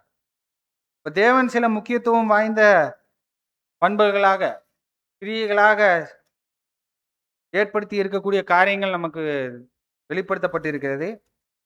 அப்ப அவைகளுக்கு நம்ம முன்னுரிமை தருகிறோமா? இப்போ நம்ம ஒவ்வொருவருக்கும் நம்ம வாழ்க்கையில செய்ய வேண்டிய நிறைய காரியங்கள் இருக்கு. அப்ப இதுல நிறைய பூமிக்குரிய கடமைகளும் இருக்கு, ஆவிக்குரிய கடமைகளும் அங்க வந்து இருக்கு. எப்படி நாம வந்து அவைகளுக்கு நம்மளுடைய நேரத்தையும் கவனத்தையும் கொடுக்கிறோம்? ஏன்னா இவைகள் எல்லாமே வந்து நம்மளுடைய நேரத்திற்காகவும் கவனத்திற்காகவும் அதிக போட்டியிடுது. அப்ப இதுல சரியா முன்னுரிமை நாம நிர்ணயிப்பதற்கு இதற்கு அதிக ஒரு காட்லி விஸ்டம் இதற்கு வந்து தேவைப்படுது. ஒரு பெரிதான ஒரு தெய்வீக ஞானம் அதற்கு வந்து தேவைப்படுது அப்படிங்கிறத பார்க்கிறோம். நாம சொல்லிடலாம், ஆவிக்குரிய காரியங்களும் பூமிக்குரிய காரியங்களும் போட்டியிடும் போது, 2 வேலைகளும் நமக்கு முன்பாக இருக்கும்போது, ஒரு புது சிஷ்யனுடைய மனப்பான்மையில் என்ன சொல்லிடலாம்னா, ஆவிக்குரிய காரியத்துக்கு தான் நான் முன்னுரிமை தருவேன், பூமிக்குரிய காரியங்கள் லோ ப்ரியாரிட்டின்னு நம்ம யோசிக்கலாம். ஆனா ஒரு சில தருணங்களை வந்து பார்க்கும்போது, பூமிக்குரிய காரியங்கள்ல முக்கியத்துவம் தரக்கூடிய அந்த கிளாஷ் கூட அங்க வந்து இருக்கும். அதற்கு எடுத்துக்காட்டாக நம்ம பார்க்கும்போது, அதான் நம்ம பார்த்தோம் வசன பகுதிகள்ல. விசேஷமாக அங்க விசுவாச வீட்டாருக்கு நன்மை செய்யணும், சொந்த குடும்பத்தை அவங்க வந்து விசாரிக்கணும். அப்ப பூமிக்குரிய கடமைகள்ல சிலது வந்து கிளாஷ் ஆகும். அப்ப அதுல வந்து நம்ம எல்லா இடங்கள்லயும் ஆவிக்குரிய கடமைகள் தான் முக்கியத்துவம் பெறுதுன்ட்டு நம்ம ஜீவிக்கும் போது என்ன ஆகும்னா, வேற சில காரியங்கள்ல சொந்த குடும்பத்திற்கு செய்ய வேண்டிய கடமைகள்லேருந்து நம்ம வழி விலகி போயிருவோம். அதே போல நம்ம வெறும் பூமிக்குரிய காரியங்கள்லயே அதிக முக்கியத்துவம் கொடுத்துட்டு இருக்கோம் அப்படிங்கும்போது, அதுவும் வந்து தவறான ஒரு காரியமாக அங்க வந்து இருக்கும். நியாயமான கடமைகள் என்னவோ அதை மாத்திரம் நம்ம செய்யணுமே தவிர, அதற்கு மீறி நாம பூலோக கடமைகள்ல நம்ம ஈடுபடுத்துவது வந்து பொருத்தமானதாக இருக்காது அப்படிங்கிறத பார்க்கிறோம். அப்ப காலத்தை நாம வந்து மீட்டுக் கொள்ளணும்ன்ட்டு தான் அங்க வசன பகுதிகள் அங்க வந்து சொல்லுது. எபேசியர் 5வது அதிகாரம் 15, 16ல வந்து பார்க்கும்போது, நாட்கள் பொல்லாதவைகளானதால் காலத்தை மீட்டுக் கொள்ளுங்கள். தமிழ்ல பிரயோஜனப்படுத்திக் கொள்ளுங்கள்னு இருக்கு. ஆங்கிலத்துல போய் பார்க்கும்போது ரிடீம் த டைம். ரிடீம்ங்கிற வார்த்தை எதை குறிக்குதுன்னா, ஒரு பொருளை வந்து அதற்கேற்ற விலை கொடுத்து வாங்குவது. அப்ப நேரம் வந்து ஈஸியா கிடைக்காது. நேரத்தை நம்ம வாங்கணும்னா, அதற்கேற்ற விலை நம்ம கொடுத்தா தான் இதை வந்து வாங்க முடியும். நம்மளுடைய நேரம் எல்லாமே வந்து பார்க்கும்போது பல்வேறு உலகத்தினுடைய கடமைகள்லயும், நெறைய பொறுப்புகள்லயும் நம்மளுடைய நேரமானது அடமானம் வைக்கப்பட்டிருக்கு. உலகத்திற்காகவும், பூமிக்குரிய வேலைகளுக்காகவும், பூமிக்குரிய அந்த பராமரிப்புகளுக்காகவும் நெறைய இடங்கள்ல நம்மளுடைய நேரம் போயிட்டு அடமானம் வைக்கப்பட்டிருக்கு. அப்ப அதிலிருந்து தான் நம்ம மீட்டெடுத்து அந்த நேரத்தை தேவனுக்கென்று அர்ப்பணிக்க முடியும். அப்படி நம்ம மீட்டெடுக்கணுங்கும்போது, டைம் வந்து நமக்கு ஃப்ரீயா கிடைக்குமா அப்படின்னு பார்த்தா, கிடைக்காது. உலகத்தின் ஜனங்களோட இது என்னன்னா, டைம் இஸ் மனி. ஏன்னா ஒருத்தர் நம்ம இடத்துல பேசுறதுன்னா கூட, டைம் ஸ்பெண்ட் பண்றதுன்னா கூட, நம்ம இடத்துல ஏதாவது ஆதாயம் இருந்தா தான் அவர் வந்து உலகத்தின் ஜனங்கள் நம்ம இடத்துல பேசவே செய்வாங்க. அந்த மாரி அவங்க ஒவ்வொரு மணி நேரத்தையும் அவங்க வந்து பணமாக அங்க வந்து பார்க்குறாங்க. அப்போ நம்மளுடைய நேரம் அங்க வந்து அதை மீட்கணும்னா, அதற்கேற்ற விலை கொடுத்து தான் நம்ம அதை மீட்க முடியும் அப்படிங்கிறத பார்க்கிறோம். அப்போ நெறைய காரியங்களை நம்ம இழந்து, நெறைய சாக்ரிஃபைஸ் நம்ம பண்ணி தான் அந்த காலத்தை நம்ம மீட்டெடுக்க முடியும் அப்படிங்கிறத பார்க்கிறோம். அப்ப இதற்கு தெய்வீக ஞானம் நமக்கு வந்து தேவை. அப்ப எந்தெந்த கிரியைகளுக்கு நம்ம முன்னுரிமை கொடுக்கிறோமோ, அதற்கேற்ற ஒரு விலை கொடுத்து நாம காலத்தை நம்ம மீட்டெடுத்து, அதை வந்து அத தேவனுக்குரிய காரியங்கள நம்ம வந்து பிரயோஜனப்படுத்தணும் அப்படிங்கிறத பார்க்கிறோம். அடுத்தது 10வது வசன பகுதியாக நம்ம பார்க்கும்போது, கலாத்தியர் 6வது அதிகாரம் 9வது வசனம் வாசிக்கலாம். நன்மை செய்கிறதில் சோர்ந்து போகாமல் இருப்போமாக. நாம் தளர்ந்து போகாதிருந்தால் ஏற்ற காலத்தில் அறுப்போம். நன்மை செய்கிறதில் சோர்ந்து போகாமல் செய்யணும். இங்க ஒரு செய்யாமையின் பாவத்தை பற்றி நம்ம பார்க்கிறோம். நன்மை செய்வதில சோர்ந்து போகாமல் நம்ம இருக்கணும். அப்படின்னா இறுதி வரைக்கும் நம்ம தேவன் தேர்ந்தெடுத்தது முதல் நம்மளுடைய ஓட்டம், நம்முடைய மரணத்துல நிறைவு பெறும் வரைக்கும் இந்த ஒரு அர்ப்பணிப்பின் வாழ்க்கையில விடாமுயற்சியுடன் தொடர்ச்சியாக நம்ம செயல்படணும் அப்படிங்கிறத பார்க்கிறோம். ஒருபோதும் நாம சோர்ந்து போயிட்டு ஸ்டாக்னன்ட்டா நின்றுவிடக் கூடாது. அப்ப இதை காட்டும் விதமாக ஆசரிப்பு கூடாரத்தினுடைய நிழல்கள்ல வந்து பார்க்கும்போது, ஆரோனுடைய ஆசாரியத்துவத்துல அவங்களை பிரதிஷ்டை செய்யக்கூடிய காரியங்கள்ல லேவியராகமம் 8வது அதிகாரம் 27, 28 வசன பகுதியில நம்ம பார்க்கும்போது, அங்க ஒரு நிழலான ஒரு காரியத்தை நம்ம வந்து பார்க்க முடியும். அந்த இடத்துல என்ன பண்ணுவாங்கன்னா, ஆரோன் மற்றும் அவருடைய குமாரர்கள், ஆசாரியர்கள் என்ன பண்ணுவாங்க அப்படின்னா, பலிகள் அசைவாட்டும் பலியாக அவங்க ஏறெடுக்கக்கூடிய காரியங்களை நம்ம பார்க்க முடியும். அவங்களுடைய கைகள்ல கொழுப்பு மற்றும் அந்த மிருகங்களுடைய உள் உறுப்புகள் அவைகள் எல்லாவற்றையும் வைத்து தேவனுடைய சமூகத்துக்கு நேராகவும் அதற்கு எதிராகவும் முன்னும் பின்னுமாக அசைவாட்டக்கூடிய பலிகளை அவங்க வந்து ஏறெடுத்து கொண்டே இருக்கணும். எதுவரைக்கும் ஏறெடுக்கணும்னா, மோசே வந்து அவர்கள் உள்ளங்கையில் இருந்து அதை எடுத்து பலிபீடத்தின் மேல் இருக்கக்கூடிய தகன பலியின் மேல் அதை தகனிச்சு அந்த அக்கினி வந்து அதை எரிக்கிற வரைக்கும் அவங்க வந்து இந்த அசைவாட்டும் பலியில தொடர்ச்சியாக அசைவாட்டி கொண்டே இருக்கணும். கை வலிக்குதுன்ட்டு அவங்க வந்து நிறுத்திடக்கூடாது. மோசே வந்து எடுக்கிற வரைக்கும் அவங்க வந்து தொடர்ச்சியாக அங்க வந்து செய்யணும். அப்ப இதுல ஆசரிப்பு கூடாரத்தினுடைய நிழல்கள்ல டேபர்நாக்கிள் ஷேடோஸ்ல பேஜ் நம்பர் 45ல சகோதரர் ரசல் வந்து இதனுடைய விளக்கங்களாக அங்க வந்து சொல்லும்போது, ஆட்டுக்கடாவினுடைய அந்த கொழுப்பு, அதனுடைய உள்ளுறுப்புகள் அவைகள் எல்லாமே நம்மளுடைய இருதயத்தின் உன்னத உணர்வுகள் மற்றும் நம்மளுடைய சிறந்த வல்லமைகள், நம்மளுடைய பெலன் மற்றும் இருதயத்தினுடைய உள் உணர்வுகளை அது வந்து குறிக்கக்கூடியதாக இருக்கு. நமக்கு தேவன் மேல நம்ம வைத்திருக்கக்கூடிய வைராக்கியம், அவர் மேல நம்ம வைத்திருக்கக்கூடிய அன்பு, நம்மளுடைய வல்லமைகள் இவைகள் எல்லாவற்றையும் தான் அந்த கொழுப்பு மற்றும் அந்த உள்ளான உறுப்புகளை இது வந்து குறிக்கக்கூடியதாக இருக்கு. அவைகள் வந்து கர்த்தருக்கு முன்பாக அசைவாட்டப்படணும். எந்த ஒரு காரணத்திற்காகவும் ஒரு கணமோ அல்லது ஒரு நாளுக்கோ அல்லது ஒரு வருடத்திற்கோ மாத்திரம் இந்த பலிகளை நம்ம செலுத்தாமல் மரண பரிந்தும் தொடர்ச்சியாக இதை செலுத்திக் கொண்டே நம்ம இருக்கணும். எந்த விதத்திலும் அதை நிறுத்தவே கூடாது. கர்த்தர் வந்து அந்த அக்கினியின் மூலமாக அந்த பலி எப்படி எரியுதோ, அது கன்சியூம் ஆகுதோ, அது போல ஆசாரியர்களாக ஆசாரிய வகுப்பாராகிய நாம் கர்த்தரிடத்திலிருந்து அந்த அந்த சொல்லை நாம பெறும் வரைக்கும், போதும் நீங்க மேல வாங்க.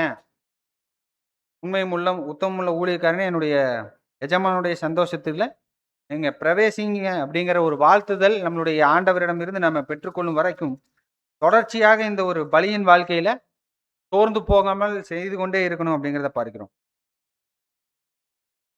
அப்ப இது வந்து 24 மணி நேரம் தொடர்ச்சியாக நம்மளுடைய மரண பரியந்தம் செய்ய வேண்டிய ஒரு வேலை. ஒரு நாளைக்கு செய்துட்டு கொஞ்ச நேரம் ஓய்வு எடுத்துட்டு அதுக்கப்புறம் ஒரு வருஷத்துக்கு செஞ்சுட்டு கொஞ்சம் ஓய்வு எடுக்கிறது அந்த மாதிரி எல்லாமே இல்லை. அர்ப்பணிப்பின் நாள் துவக்கி நம்மளுடைய மரணம் வரைக்கும் தொடர்ச்சியாக இது வந்து நடைபெற்று கொண்டே இருக்கணும் அப்படிங்கிறத பார்க்கிறோம். அப்ப தேவன் அதற்கான வல்லமையை நமக்கு தருவார். அதன் மூலம் அவருடைய பங்கை அவர் வந்து நிறைவேற்றுவார். அப்ப எப்படி நாம தொடர்ச்சியாக செய்ய முடியும் அப்படின்ட்டு நம்ம யோசிக்கலாம். ஆனா தேவன் தான் வந்து அதற்கான பலனையும் நமக்கு தருவேன்னு அவரே அங்க வந்து சொல்லியிருக்கார். அதனால அவர் மேல நமக்கு விசுவாசம் இருந்தால் சோர்ந்து போகாமல் இந்த ஒரு கிரியை நம்மளால செய்ய முடியும் அப்படிங்கிறத பார்க்கிறோம். எது வரைக்கும் செய்யணும்னா தேவனுக்கு தான் அது தெரியும். எப்பொழுது நம்மளுடைய பலியினுடைய முடிவு இருக்கும் அப்படிங்கிறது.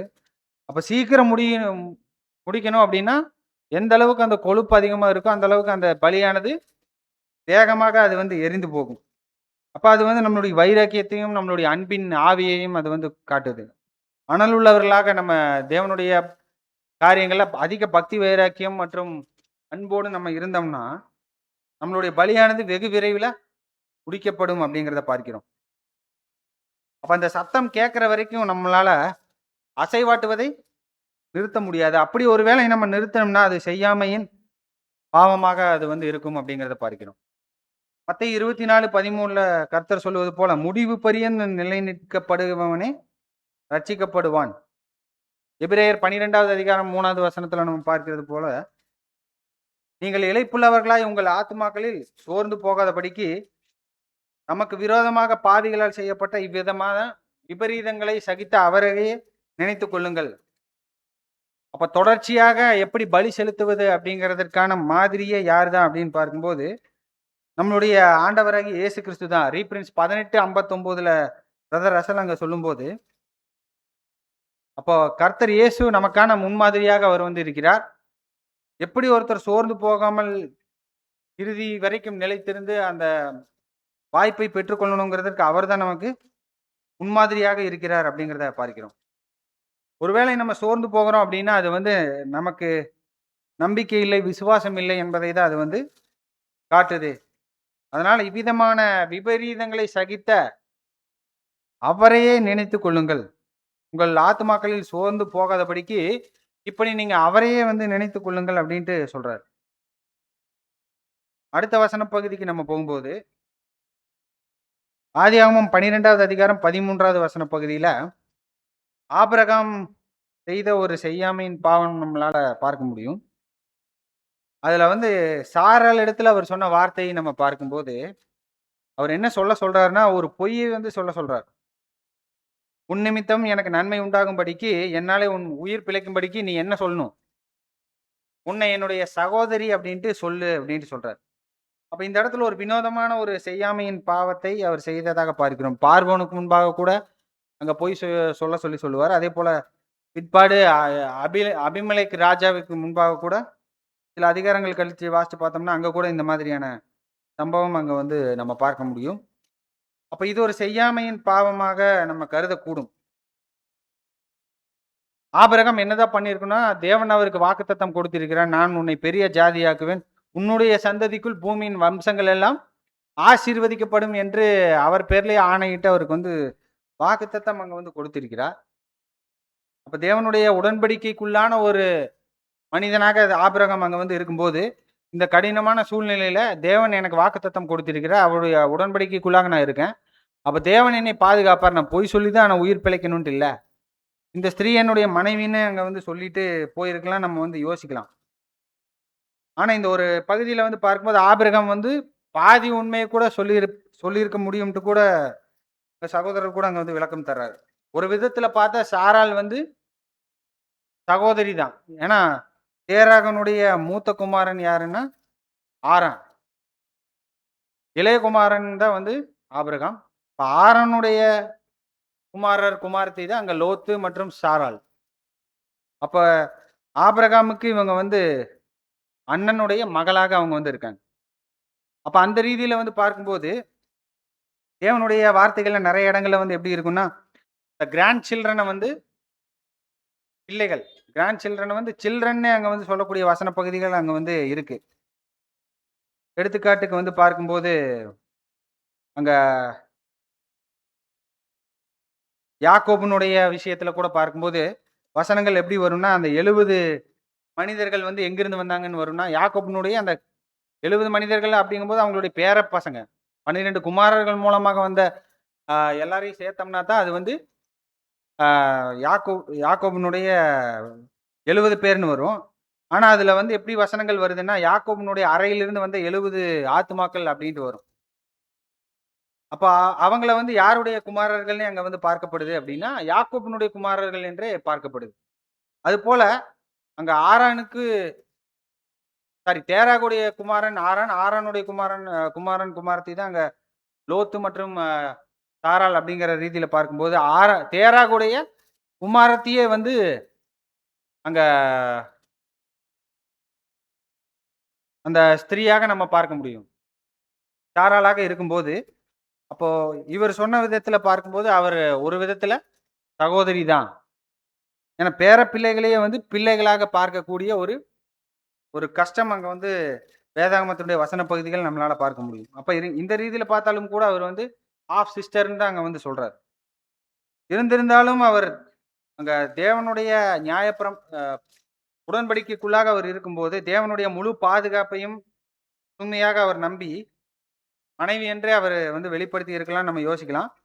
ஆனா ஆபிரகாமை தேவன் இதுக்கப்புறம் அவர் வந்து எந்த விதமான கடிந்து கொள்வதிலும் தேவன் வந்து செய்யல. இப்ப இதை நம்ம ரொம்ப கிரிட்டிக்கலா இத வந்து பார்க்க வேண்டாம். ஆனா தேவனுடைய ஜனங்களாக இருக்கக்கூடிய நமக்கு, நாம இதை எடுத்துக்காட்டாக நம்ம ஒருபோதும் எடுத்துக்கொள்ளக்கூடாது. இது நாம் செய்யக்கூடாத காரியத்திற்கான ஒரு எடுத்துக்காட்டே தவிர, ஆபிரகாம் பொய் சொன்னது மாரி நாமளும் வந்து பொய் சொல்லுவதற்கு சரி அப்படின்ட்டு நம்ம எடுத்துக்கொள்ளக்கூடாது அப்படிங்கிறத பார்க்கிறோம். அடுத்தது 12வது வசன பகுதியாக நம்ம பார்க்கும்போது, இங்க ஒரு செய்யாமையின் பாவத்தை குறித்து நம்ம பார்க்கலாம். 1 கொரிந்தியர் 9வது அதிகாரம் 16வது வசனத்துல பவுல் என்ன சொல்றாருன்னா, 1 கொரிந்தியர் 9:16 சுவிசேஷத்தை நான் பிரசங்கித்து வந்தும் மேன்மை பாராட்ட எனக்கு இடமில்லை. அது என் மேல் விழுந்த கடமையா இருக்கிறது. சுவிசேஷத்தை நான் பிரசங்கியாதிருந்தால் எனக்கு ஐயோ! சுவிசேஷத்தை பிரசங்கியாமல் போனால் அது பாவமாக இருக்கும். சுவிசேஷத்தை பிரசங்கியாதிருந்தால் எனக்கு ஐயோ! அப்படின்ட்டு பவுல் அங்க வந்து சொல்றாரு. அப்ப பவுல் சுவிசேஷத்தை பிரசங்கிப்பதற்காக தேவனிடத்துல ஒரு பெரிய ஒரு பொறுப்பை அவர் ஏற்றுக்கொள்ளுகிறார். அப்போ நாம் எல்லாருமே இதே விதமான பொறுப்புகளை தேவனிடத்திலிருந்து நம்ம பெற்றுக்கொண்டு இருக்கிறோம். அப்போஸ்தலன் பவுல் தன்னுடைய அந்த விசேஷமான அழைப்பை பற்றி அங்க வந்து பார்க்கும்போது, அப்போஸ்தலர் 9வது அதிகாரத்துல நம்ம பார்க்க முடியும். கர்த்தர் இயேசு அங்க சொல்லுவாரு, அவன் என்னுடைய நாமத்தின் நிமித்தம் எவ்வளவாய் பாடுபட வேண்டும் என்பதை நான் அவனுக்கு காண்பிப்பேன். புறஜாதிகளுக்கும் ராஜாக்களுக்கும் இஸ்ரவேல் புத்திரருக்கும் என்னுடைய நாமத்தை அறிவிக்கிறதற்காக நான் தெரிந்து கொண்ட பாத்திரமாக அவர் வந்து இருக்கிறார் அப்படின்ட்டு சொல்றாரு. அப்ப இப்பேற்பட்ட அழைப்பை பெற்ற அப்போஸ்தலன் பவுல் வந்து இந்த ஊழியத்திலிருந்து அவர் கடந்து போகிறார், விலகி போகிறார் அப்படின்னா அதுக்கு ஒரு பெரிய பாவமாக இருக்கும்ட்டு அவர் சொல்றார். சுவிசேஷத்தை நான் பிரசங்கியாதிருந்தால் எனக்கு ஐயோ அப்படின்ட்டு சொல்றார். அப்ப இதன் காரணமாக தான் அவர் இந்த காரியத்திலிருந்து ஒருபோதும் அவர் வந்து விலகி இருக்கல அப்படிங்கிறத பார்க்கிறோம். இங்க அரபி தேசத்துல 3 வருஷம் தரித்திருந்தார்னு அவர் வந்து கற்றுக்கொள்வதற்கு, ஆயத்தப்படுவதற்கு அந்த காலத்தை வந்து பிரயோஜனப்படுத்தினாரே தவிர, அந்த தேவனுடைய திட்டங்கள் எல்லாமே தெரிந்து பிற்பாடு அவர் வந்து சோர்ந்து போய் ஒரே இடத்துல தங்கி இருந்தாரான்னு பார்த்தா, அந்த மாரி இல்ல அப்படிங்கிறத பார்க்கிறோம். ஒருவேளை அவர் வந்து சோர்ந்து போயிட்டு, அனல் உள்ளவராய் இல்லாமல் குளிர்ந்து போயிட்டு அவர் வந்து இருந்திருந்தாரு. வெறும் அவரு எந்த ஊழியத்தையும் செய்யாமல், தேசமாக சுற்றி திரியாமல், ஜெபாலயத்துக்கு மாத்திரம் போயிட்டு வந்துட்டு, டெய்லி அங்க மாத்திரம் போயிட்டு வந்துட்டு, பல வருஷங்களாக அங்கேயே இருந்துட்டாருன்னா, அது தேவனுக்கு பிரியமா இருந்திருக்குமான்னு கேட்டா, அது சரியானதாக இருக்காது. அவர் பெற்ற வெளிச்சத்தை கர்த்தர் சொல்லுவது போல, மரக்கால்ல மூடி வைப்பதற்கு அது சமமாகி இருக்கும். கொஞ்ச நேரத்துல அந்த வெளிச்சம் என்ன ஆயிரும்னா, அந்த விளக்கானது அணைந்து போகும் அப்படிங்கிறத பார்க்கிறோம். அப்போ சுவிசேஷத்தினுடைய பிரசங்கியாக இருக்கக்கூடிய அந்த ஊழியக்காரனுடைய அந்த பொறுப்பிலிருந்தும், அந்த ஸ்தானத்திலிருந்தும் அவர் விலக்கப்பட்டு விடுவார் அப்படிங்கிறத பார்க்கிறோம். அப்ப அப்போஸ்தலன் பவுல் பெற்ற அழைப்பைப் போல நாம யாருமே பெறல. இருந்தாலும் கூட, நம்ம ஒவ்வொருவருக்கும் அழைப்பானது அங்க வந்து இருக்கு. நாமும் சுவிசேஷத்தை பிரசங்கிப்பதற்கு கடமைப்பட்டவர்களாக இருக்கிறோம். வெறும் அங்க பிரசங்கிக்கக்கூடிய சகோதரர்களுக்கு மாத்திரம் இது வந்து பொருந்தும் அப்படின்ட்டு நம்ம நினைக்க வேண்டாம். நமக்கு தேவன் நெறைய இடத்துல அங்க வந்து வாய்ப்புகள் அங்க வந்து குடுக்குறார். நம்ம ஏற்கனவே பார்த்தது போல, அந்நியர்கள், உலகத்தின் ஜனங்கள் மத்தியில கூட நம்ம ஏதோ ஒரு தருணங்கள்ல தேவனுடைய வாக்குத்தத்தங்களை பற்றி நம்ம பேசினோம்னா, அது கூட அவங்களுக்கு பின்னாட்கள்ல சந்திப்பின் நாள்ல அவங்க பிதாவை மகிமைப்படுத்துவதற்கு ஏதுவா இருக்கும். ஒருவேளை ஒரு ஃபியூனரல் மீட்டிங், ஒரு சாவு நடக்கக்கூடிய ஆராதனைகள் மற்றும் ஏதோ ஒரு மரண நிகழ்வுகள்ல நம்ம போய் பங்கெடுக்கும்போது, அங்க தேவனுடைய ராஜ்யம் பத்தி திரும்ப கொடுத்தலின் காலங்களை பற்றி நம்ம சொன்னோம்னா, அது கூட சுவிசேஷத்தை பிரசங்கிப்பதற்கு ஏதுவான காரியங்களாக நம்ம பார்க்கிறோம். அப்படி எங்கெங்கெல்லாம் நமக்கு வாய்ப்பு வருதோ, தேவனுடைய வசனத்தை கேட்கக்கூடிய மனதுள்ளவர்கள் காணப்படுகிறார்களோ, அவர்கள் மத்தியில சுவிசேஷத்தை பிரசங்கிக்காமல் இருப்பது, அது தேவனுக்கு விரோதமான ஒரு பாவமாக அது வந்து இருக்கும் அப்படிங்கிறத பார்க்கிறோம். அடுத்தது 13வது வசன பகுதியாக நம்ம பார்க்கும்போது, ரோமர் 14வது அதிகாரம் 23வது வசனம் வாசிக்கலாம். ஒருவன் சம்சயப்படுகிறவனாய் புசித்தால் அவன் விசுவாசம் இல்லாமல் புசிக்கிறபடியினால் ஆக்கினைக்குள்ளாக தீர்க்கப்படுகிறான். விசுவாசத்தினாலே வராத யாவும் பாவமே. விசுவாசத்தினால் செய்யப்படாத எல்லாமே பாவமாக இருக்கும். ஒருவர் தன்னுடைய மனசாட்சியின்படி, தன்னுடைய மனசாட்சி உறுதியாக நம்பக்கூடிய காரியங்களுக்கு விரோதமாக அவர் செயல்பட்டால், விசுவாசம் இல்லாமல் நாம் என்ன கிரியை செய்தாலும் அது பாவமாக அங்க வந்து இருக்கும். இப்போ நம்ம அன்றாடம் நாம ஏறெடுக்கக்கூடிய தெரிவுகள், நாம தேர்ந்தெடுக்கக்கூடிய சாய்ஸஸ், தெரிவுகள் எல்லாவற்றிலேயும் விசுவாசம் அங்க வந்து இருக்கணும். எல்லாமே விசுவாசத்தை அடிப்படையாக கொண்டிருக்க வேண்டும் அப்படிங்கிறத பார்க்கிறோம். நாம என்ன செஞ்சாலும் சரி, அதுல விசுவாசம் இல்லாமல் நம்ம செய்யறோம். விசுவாசம் இல்லாமல் நம்ம செய்தோம் அப்படின்னா, அது எல்லாமே பாவமாக இருக்கும். நாம எடுக்கக்கூடிய ஒவ்வொரு முடிவுகள், நாம செய்யக்கூடிய ஒவ்வொரு செயல், நாம பேசக்கூடிய ஒவ்வொரு வார்த்தைகள், நமக்கு தோன்றக்கூடிய ஒவ்வொரு எண்ணங்கள், அவைகள் எல்லாவற்றிலும் கூட விசுவாசமானது கலந்திருக்க வேண்டும் அப்படிங்கிறத பார்க்கிறோம். அப்படி விசுவாசம் இல்லாமல் என்ன செஞ்சாலும் அவை எல்லாமே பாவமாக அது வந்து இருக்கும் அப்படிங்கிறத பார்க்கிறோம். நாம் ஏறெடுக்கக்கூடிய ஜெபங்கள் வந்து வெறும் வீண் வார்த்தைகளாக ஒரு மனப்பாடம் செய்து சொல்லுவது போல ஒரே வார்த்தைகள் நம்ம சொல்லி சொல்லி ஜெபம் பண்றோம். தேவன் நாம சொல்லக்கூடிய வார்த்தைகள், கேட்கக்கூடிய விண்ணப்பங்களுக்கு அவர் வந்து பலன் தருவாரு, தரமாட்டார் அப்படிங்கிற எந்த எண்ணமும் இல்லாமல், நம்ம என்ன கேட்கிறோங்கிறதே நம்ம மனதில் வைக்காமல், கருத்தில் கொள்ளாமல் வீணான வார்த்தைகளோட நம்ம ஜெபம் செய்யறோம் அப்படின்னா, அது கூட விசுவாசம் இல்லாமல் ஜெபிக்கக்கூடிய ஒரு ஜெபமாக இருக்கும். ஒரு சகோதரர் வேற ஒரு பாடத்துல அங்க வந்து சொல்லும்போது, ஒருத்தர் ஜெபிக்கிறார்னா கண்டிப்பாக என்ன கேட்டாரோ அதற்கு தேவன் தரக்கூடிய பதிலுக்காக அவர் என்ன பண்ணணும்? காத்திருக்கணும்.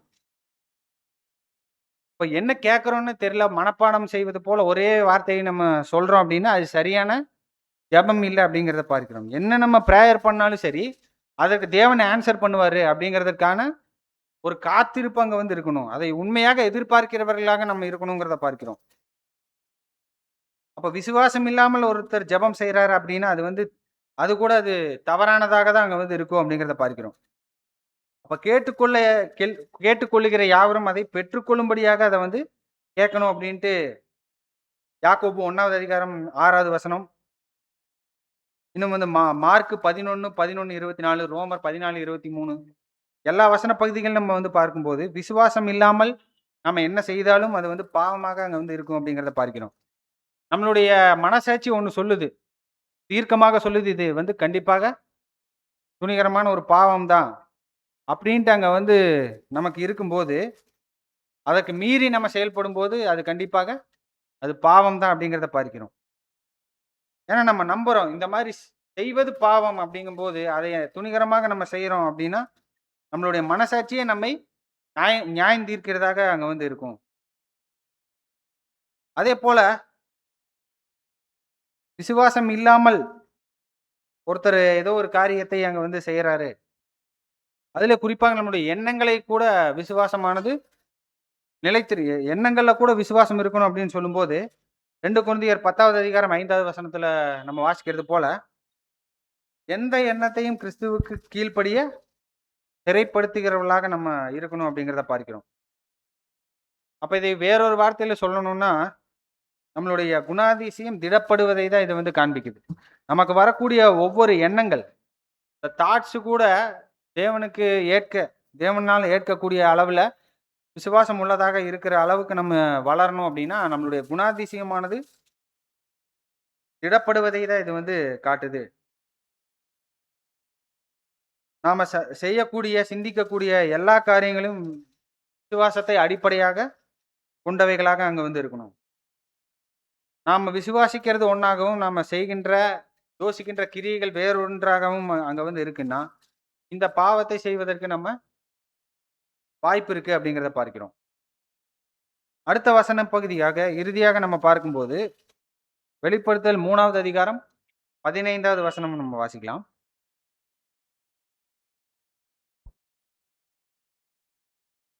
உன் கிரியைகளை அறிந்திருக்கிறேன். நீ குளிருமல்ல, அனலுமல்ல. நீ குளிராயாவது, அனலாயாவது இருந்தால் நலமாயிருக்கும். இங்க நம்ம பார்க்கிறோம் லவோதிக்கேய சபைக்கே சொல்லப்பட்ட மிக முக்கியமான ஒரு எச்சரிப்பு. அப்ப அவங்க மத்தியில தேவன் கர்த்தர் மூலமாக ஒரு பெரிய ஒரு நியாய தீர்ப்பை தான் அங்க வந்து தருகிறார். உன்னை என்னுடைய வாயினின்று வாந்தி பண்ணி போடுவேன். அப்ப இந்த இடத்துல அவங்க செய்யாமையின் பாவத்தில அவங்க நிலைத்திருந்ததுனால, செய்ய வேண்டிய காரியங்களை அவங்க செய்யாமல் இருந்ததுனால தான் அவங்களுக்கு இந்த நிலைமை வந்ததாக பார்க்கிறோம். அப்ப இந்த இடத்துல அவங்க செய்யாமையின் பாவமாக அவங்க செஞ்சது என்ன அப்படின்னா, அவங்க காட்டின அலட்சியம், அவங்க காட்டின அந்த ஆர்வமின்மை, லேக் ஆஃப் பேஷன், அலட்சியம், ஆர்வமின்மை மற்றும் பக்திய வைராக்கியமின்மை. அவங்க 2மே இருக்கணும். ஒண்ணா குளிரா இருக்கணும், இல்லன்னா அனலா இருக்கணும். குளிராயும் இருக்கணும், அனலாயும் இருக்கணும். குளிராயாவது அனலாயாவது இருந்தால் நலமாயிருக்கும். ஆனா நீங்க குளிரும் இல்லாமல், அனலும் இல்லாமல் வெதுவெதுப்பான ஒரு சூழ்நிலையில நீங்க வந்து இருக்கிறீங்க. அப்ப குளிராய் இருப்பது நலமாய் இருக்கும்னா, இப்ப அனல்னா நமக்கு தெரியும். அது தேவனுக்காக நாம காண்பிக்கக்கூடிய பக்தி வைராக்கியம். அன்பின் அந்த ஆவி, அனல் இதெல்லாமே தான் குறிக்குது அந்த இந்த வார்ம். அப்ப கோல்டு வந்து இதற்கு நேர் எதிரான ஒரு காரியமாக நம்ம பார்க்கிறோம். அது எப்படி நலமாய் இருக்கும்ட்டு கர்த்தர் சொல்றாரு. அப்ப எதற்கு நம்ம குளிராக ஒரு கடினமான இருதயம் உள்ளவர்களாக ஒரு கோல்டு ஹார்ட்டடா இருக்கணும்னா, தேவனுக்கு எதிராக இருக்கக்கூடிய காரியங்களுக்கு நம்ம குளிராக தான் அங்க வந்து இருக்கணும். தேவனுடைய காரியங்களுக்கு, தேவனுடைய பிரமாணங்களுக்கு, தேவனுடைய தெய்வீக திட்டத்துக்கு எதிரான கிரியைகள், எதிரான பாவங்கள், எதிரான நபர்களுக்கு கூட நாம குளிரான ஒரு இருதயம் உள்ளவர்களாக இருக்கணும். அவங்களிடத்துல பட்சமான இருதயம் கொண்டு, பட்சமாக பேசுவது, அவங்களிடத்துல சாஃப்ட் ஹார்ட்டடா இருக்கிறது, தேவனுக்கு எதிரான பாவத்திற்கு அப்படியே ஒரு தயவு தாட்சணியம் காண்பிக்கிறது. அது வந்து நமக்கு உணர்த்தப்பட்டதில்ல. அப்ப தேவனுக்கு விரோதமான காரியங்கள்ல ஒருபோதும் ஒரு சிறிய அளவுல காம்ப்ரமைஸ் கூட இல்லாதபடிக்கு, இருதயத்தை கடினப்படுத்தியவர்களாக இருக்கணும். அதனால தான் நீங்க குளிராயாவது இருந்தால் நலமாய் இருக்கும்ட்டு அங்க வந்து சொல்றாரு. அப்ப எதுல எல்லாம் அனல் உள்ளவர்களா இருக்கணும்னா, தேவனுக்கான காரியங்கள்ல, தேவனுக்கான ஊழியங்கள், தேவனுக்கென்று அவருடைய வேலைகள் நம்ம செய்யும்போது, அதுல அனல் உள்ளவர்களாக நம்ம வந்து இருக்கணும் அப்படிங்கிறத பார்க்கிறோம். அதுல ஒருபோதும் நம்மளுடைய இருதயத்தினுடைய அனல் குறையாதபடிக்கு பார்த்துக் கொள்ளணும். இது 2மே நமக்கு அவசியமாக இருக்கு. ஆனா லவோதிக்கேய சபையினுடைய ஜனங்கள், அவங்க ஐஸ்வர்யம் உள்ளவர்கள் என்று எண்ணி, தங்களுக்கு எந்த விதமான குறைவும் இல்லைன்னு அவங்க நினைக்கிறாங்க. அதன் காரணமாக அவங்க என்ன நிலைமைக்குள்ளாக போயிடுறாங்கன்னா, குளிரா இருக்க வேண்டிய இடத்துல என்ன பண்ணிடுறாங்க? வெதுவெதுப்பான ஒரு சின்ன அளவு அன்பு காமிக்கிறாங்க.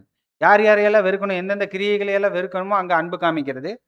அதேபோல எந்தெந்த காரியங்களை அதிக வைராக்கியத்தோடு நேசிக்கணுமோ, அங்க அந்த அளவுக்கு வைராக்கியம் காண்பிக்காமல் அதுல குறைவுபட்டவர்களாக இருப்பது. இப்படி அவங்க வெதுவெதுப்பான தன்மையில இருப்பது வந்து தேவனுக்கு விரோதமான ஒரு பாவமாக நம்ம பார்க்கிறோம். இப்ப பக்தி வைராக்கியமின்மை, அலட்சியமாக இருப்பது, ஆர்வம் இல்லாமல் இருப்பது, அப்ப இவைகள் தான் அவங்க காண்பிக்கக்கூடிய அந்த செய்யாமையின் பாவமாக நம்ம பார்க்கிறோம். அப்போ கர்த்தர் இயேசு இப்பொழுது லவோதிக்கேய சபைக்கே என்று எச்சரிப்பாங்கன்னு சொல்லப்பட்ட இந்த இந்த காரியங்கள வந்து பார்க்கும்போது, அவர் 2ஆம் பிரசன்னத்துல ராஜாவாக வந்திருக்கிறார். ரீபிரின்ட்ஸ் 24:97ல சகோதரர் ரசல் சொல்லும்போது, யார் யாரெல்லாம் வந்திருக்கக்கூடிய ராஜாவுக்கு வேலை செய்யாமல் இருக்கிறார்களோ, அவர்கள் எல்லாருமே வந்து இந்த வெதுவெதுப்பான அன்பை உடையவர்களாக அவங்க வந்து இருக்காங்க. அவங்க ஆண்டவருக்கு விரோதமாக அவங்க பாவம் செய்து கொண்டிருக்கிறார்கள் அப்படின்னு சொல்றாரு. அப்ப இவர்கள் தான் வந்து அங்க புத்தி இல்லாத கன்னிகைகள் மூலமாக கூட அங்க அடையாளப்படுத்தி அங்க வந்து சொல்றாரு. அப்ப இவர்கள் வந்து பாவத்தை நேசிக்கிறவர்களாகவும் அங்க வந்து இல்ல. அதேபோல தேவனுக்காக பக்தி வைராக்கியம் உடையவர்களாகவும் அங்க வந்து இல்ல. அவங்க எப்பேர்ப்பட்டவர்களாக இருக்காங்கன்னா, அவங்க வந்து ஒரு தூக்க நிலைமையில விழிப்புள்ளவர்களாக இல்லாமல் தூங்குகிறவர்களாக அவங்க வந்து இருக்காங்க. உலக கவலைகள் மற்றும் ஐஸ்வரியத்தின் மயக்கம் ஆகிய முள்ளுகளினால் நெருக்கப்பட்ட ஒரு வகுப்பாராக அவங்க வந்து இருக்காங்க. அப்போ அவங்க வந்து ஆண்டவருக்கான அந்த கிரியைகள்ல அவங்க கருத்துள்ளவர்களாக இல்ல. அவங்க அதற்கேற்ற ஒரு அலர்ட்னஸ், ஒரு விழிப்பை அவங்க வந்து காண்பிக்கல அப்படிங்கிறத பார்க்கிறோம். அதன் காரணமாக அவங்க கதவடைக்கப்பட்ட சூழ்நிலை தான் அவங்களுக்கு வந்து இறுதியாக இருந்தது. இப்ப தேவனுடைய ஜனங்களாக நம்ம இருக்கும்போது, ஒருபோதும் நம்ம இந்த மாதிரியான வெதுவெதுப்பான தன்மைக்குள்ளாக நம்ம போய்விடக் கூடாது. இன்னொரு இடத்துல எல்லி வீசல் அப்படிங்கிற ஒரு ஹாலோகாஸ்ட் சர்வைவர், யூதர். ஹாலோகாஸ்ட்ல அவர் வந்து உயிர் உயிர் பிழைத்த வந்தவர். அவர் வந்து ஃபேமஸா ஒரு கோட் அங்க வந்து சொல்றாரு. அவர் என்ன சொல்றாருன்னா, "அன்பினுடைய எதிர்ச்சொல் வந்து ஹேட்ரட் இல்ல, வெறுப்பு இல்ல. மாறாக அலட்சியமாக இருப்பது." அன்புக்கு ஆப்போசிட் வந்து வெறுப்பு. லவ்வுக்கு ஆப்போசிட் வந்து ஹேட்ரடுங்கிறது தான் வந்து நம்ம பார்க்கிறோம். ஆனா அது இல்ல. அது வந்து அலட்சியமாக இருப்பது. செய்ய வேண்டியதை செய்யாமல் இருப்பது அப்படின்ட்டு அவர் வந்து சொல்றார். அப்ப தேவனுடைய ஜனங்கள், அதில குறிப்பாக லவோதிக்கேய சபைக்கு கர்த்தர் தந்த இந்த நியாய தீர்ப்பு நம்மை இன்னும் அதிக விழிப்புள்ளவர்களாக இருக்கணும் அப்படிங்கிறத பார்க்கிறோம். இப்போ நாம ராஜாவுக்கு எந்த விதமான சேவையும் செய்யாமல் நம்ம இருக்கிறோம் அப்படின்னா, நாம வெதுவெதுப்பான தன்மையில இருக்கிறோம். அப்ப ஆண்டவர் நம்மை அவருடைய சரீரத்தினுடைய பகுதியாக இல்லாமல், அந்த சரீரத்திலிருந்து நம்மை வாந்தி பண்ணி போடக்கூடிய ஒரு ஒரு எச்சரிப்பு நமக்கு வந்து இருக்கிறதாக பார்க்கிறோம். இப்ப எப்படி நம்மளுடைய பக்தி வைராக்கியத்தை அளவிடணும் அப்படின்னா, எப்படி நம்ம அளவிட முடியும்? நம்மளுடைய பக்தி வைராக்கியம். அதை எப்படி அளவிட முடியும் அப்படின்னா, நம்மளுடைய ஜெபம் அது எந்த அளவுக்கு நெருக்கமானதாக இருக்கு. ஆண்டவருடன் நெருங்கின ஜீவியம் நம்ம ஜீவிக்கிறோம். அடுத்தது நாம கொண்டுள்ள ஐக்கியம், மற்ற சகோதர சகோதரிகளுடனான நம்மளுடைய ஐக்கியம், கூடுகைகளுக்காக நம்ம மத்தியில வரக்கூடிய வாய்ப்புகளை குறித்து எந்த அளவுக்கு உற்சாகமாக அந்த கூடுகைகள்ல சகோதர சகோதரிகளோட ஐக்கியத்துல நம்ம பங்கு பெறுகிறோம். அதேபோல வேத தியானம், ஆய்வு இவைகள் எல்லாம் எந்த அளவுக்கு நாம அடிக்கடி நம்மளுடைய ஈடுபாடு தேவனுடைய வார்த்தைகளை தியானிப்பதில் இருக்கு. அதேபோல சகோதர சகோதரிகளுக்கு நம்ம செய்யக்கூடிய ஊழியங்கள், எந்த அளவுக்கு நம்ம அதிகமாக அதுல ஈடுபடுகிறோம். அதிகமாகங்கிறத காட்டிலும் தொடர்ச்சியாக. ஏன்னா வசனங்கள் என்னதான் சொல்லுதுன்னா, ஜெபம் பண்ணுங்கள்னு சொல்ல, இடைவிடாமல் ஜெபம் பண்ணுங்கள். ஐக்கியம் பத்தி சொல்லும்போது, சகோதர சபை கூடி வருதலை விட்டுவிடாதிருங்கள். அதேபோல தேவனுடைய வார்த்தைகள் எப்படி தியானிக்கணும்? இரவும் பகலும் தியானமா இருக்கணும். தொடர்ச்சியாக செய்து கொண்டே இருக்கணும். அதேபோல குணலட்சணங்கள் காண்பிப்பதில கூட சகோதர சகோதரிகளுக்கு மன்னிக்கிறதுன்னா எவ்வளோ தடவை மன்னிக்கணும்? 70 தடவை 490 முறை அப்படின்னு பார்த்தா, தொடர்ச்சியாக மன்னிச்சு கொண்டே இருக்கணும். இப்ப கன்சிஸ்டன்ட்டா இடைவிடாமல் இவைகள் எல்லாவற்றையும் நாம செய்கிறோமா? அப்படிங்கிறது தான் நமக்கான கேள்வியாக இருக்கு. அப்ப இந்த கேள்விக்கு சரியான பதில் சொன்னோம்னா, நமக்கு பக்தி வைராக்கியம் அதிகமாக இருக்குங்கிறதுக்கான ஒரு பதிலாக இருக்கும்ங்கிறத பார்க்கிறோம். அப்ப இந்த காரியங்களை நம்ம செய்யாமல் இருக்கும்போது, அது செய்யாமையின் பாவமாக அது வந்து இருக்கும்.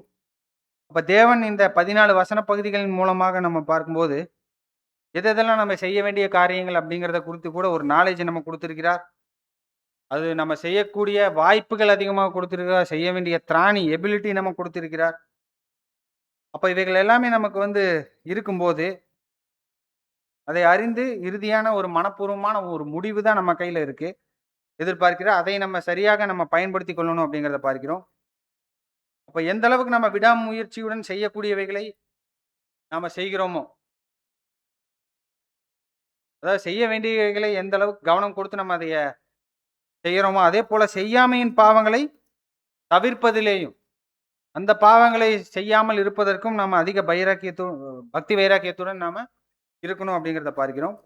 அப்ப அதற்கு நம்ம தேவனுடைய வார்த்தைகளை ஆழமாக நம்ம படித்து, நம்ம தியானித்து இருக்கும்போது தான், அவருடைய உள்ளான எண்ணங்களுக்கு நம்மை உணர்வுள்ளவர்களாக்கும் அப்படிங்கிறத பார்க்கிறோம். இறுதியாக 2 பேதுரு 1:10 நம்ம வாசிச்சு இந்த பாடத்தை நம்ம முடிக்கலாம். ஆகையால் சகோதரரே, உங்கள் அழைப்பையும் தெரிந்து கொள்ளுதலையும் உறுதியாக்கும்படி ஜாக்கிரதையாயிருங்கள். இவைகளை செய்தால் நீங்கள் ஒரு காலம் இடறி விழுவதில்லை. தேவன் தாமே இந்த வார்த்தைகளை ஆசீர்வதிப்பாராக. ஆமென்.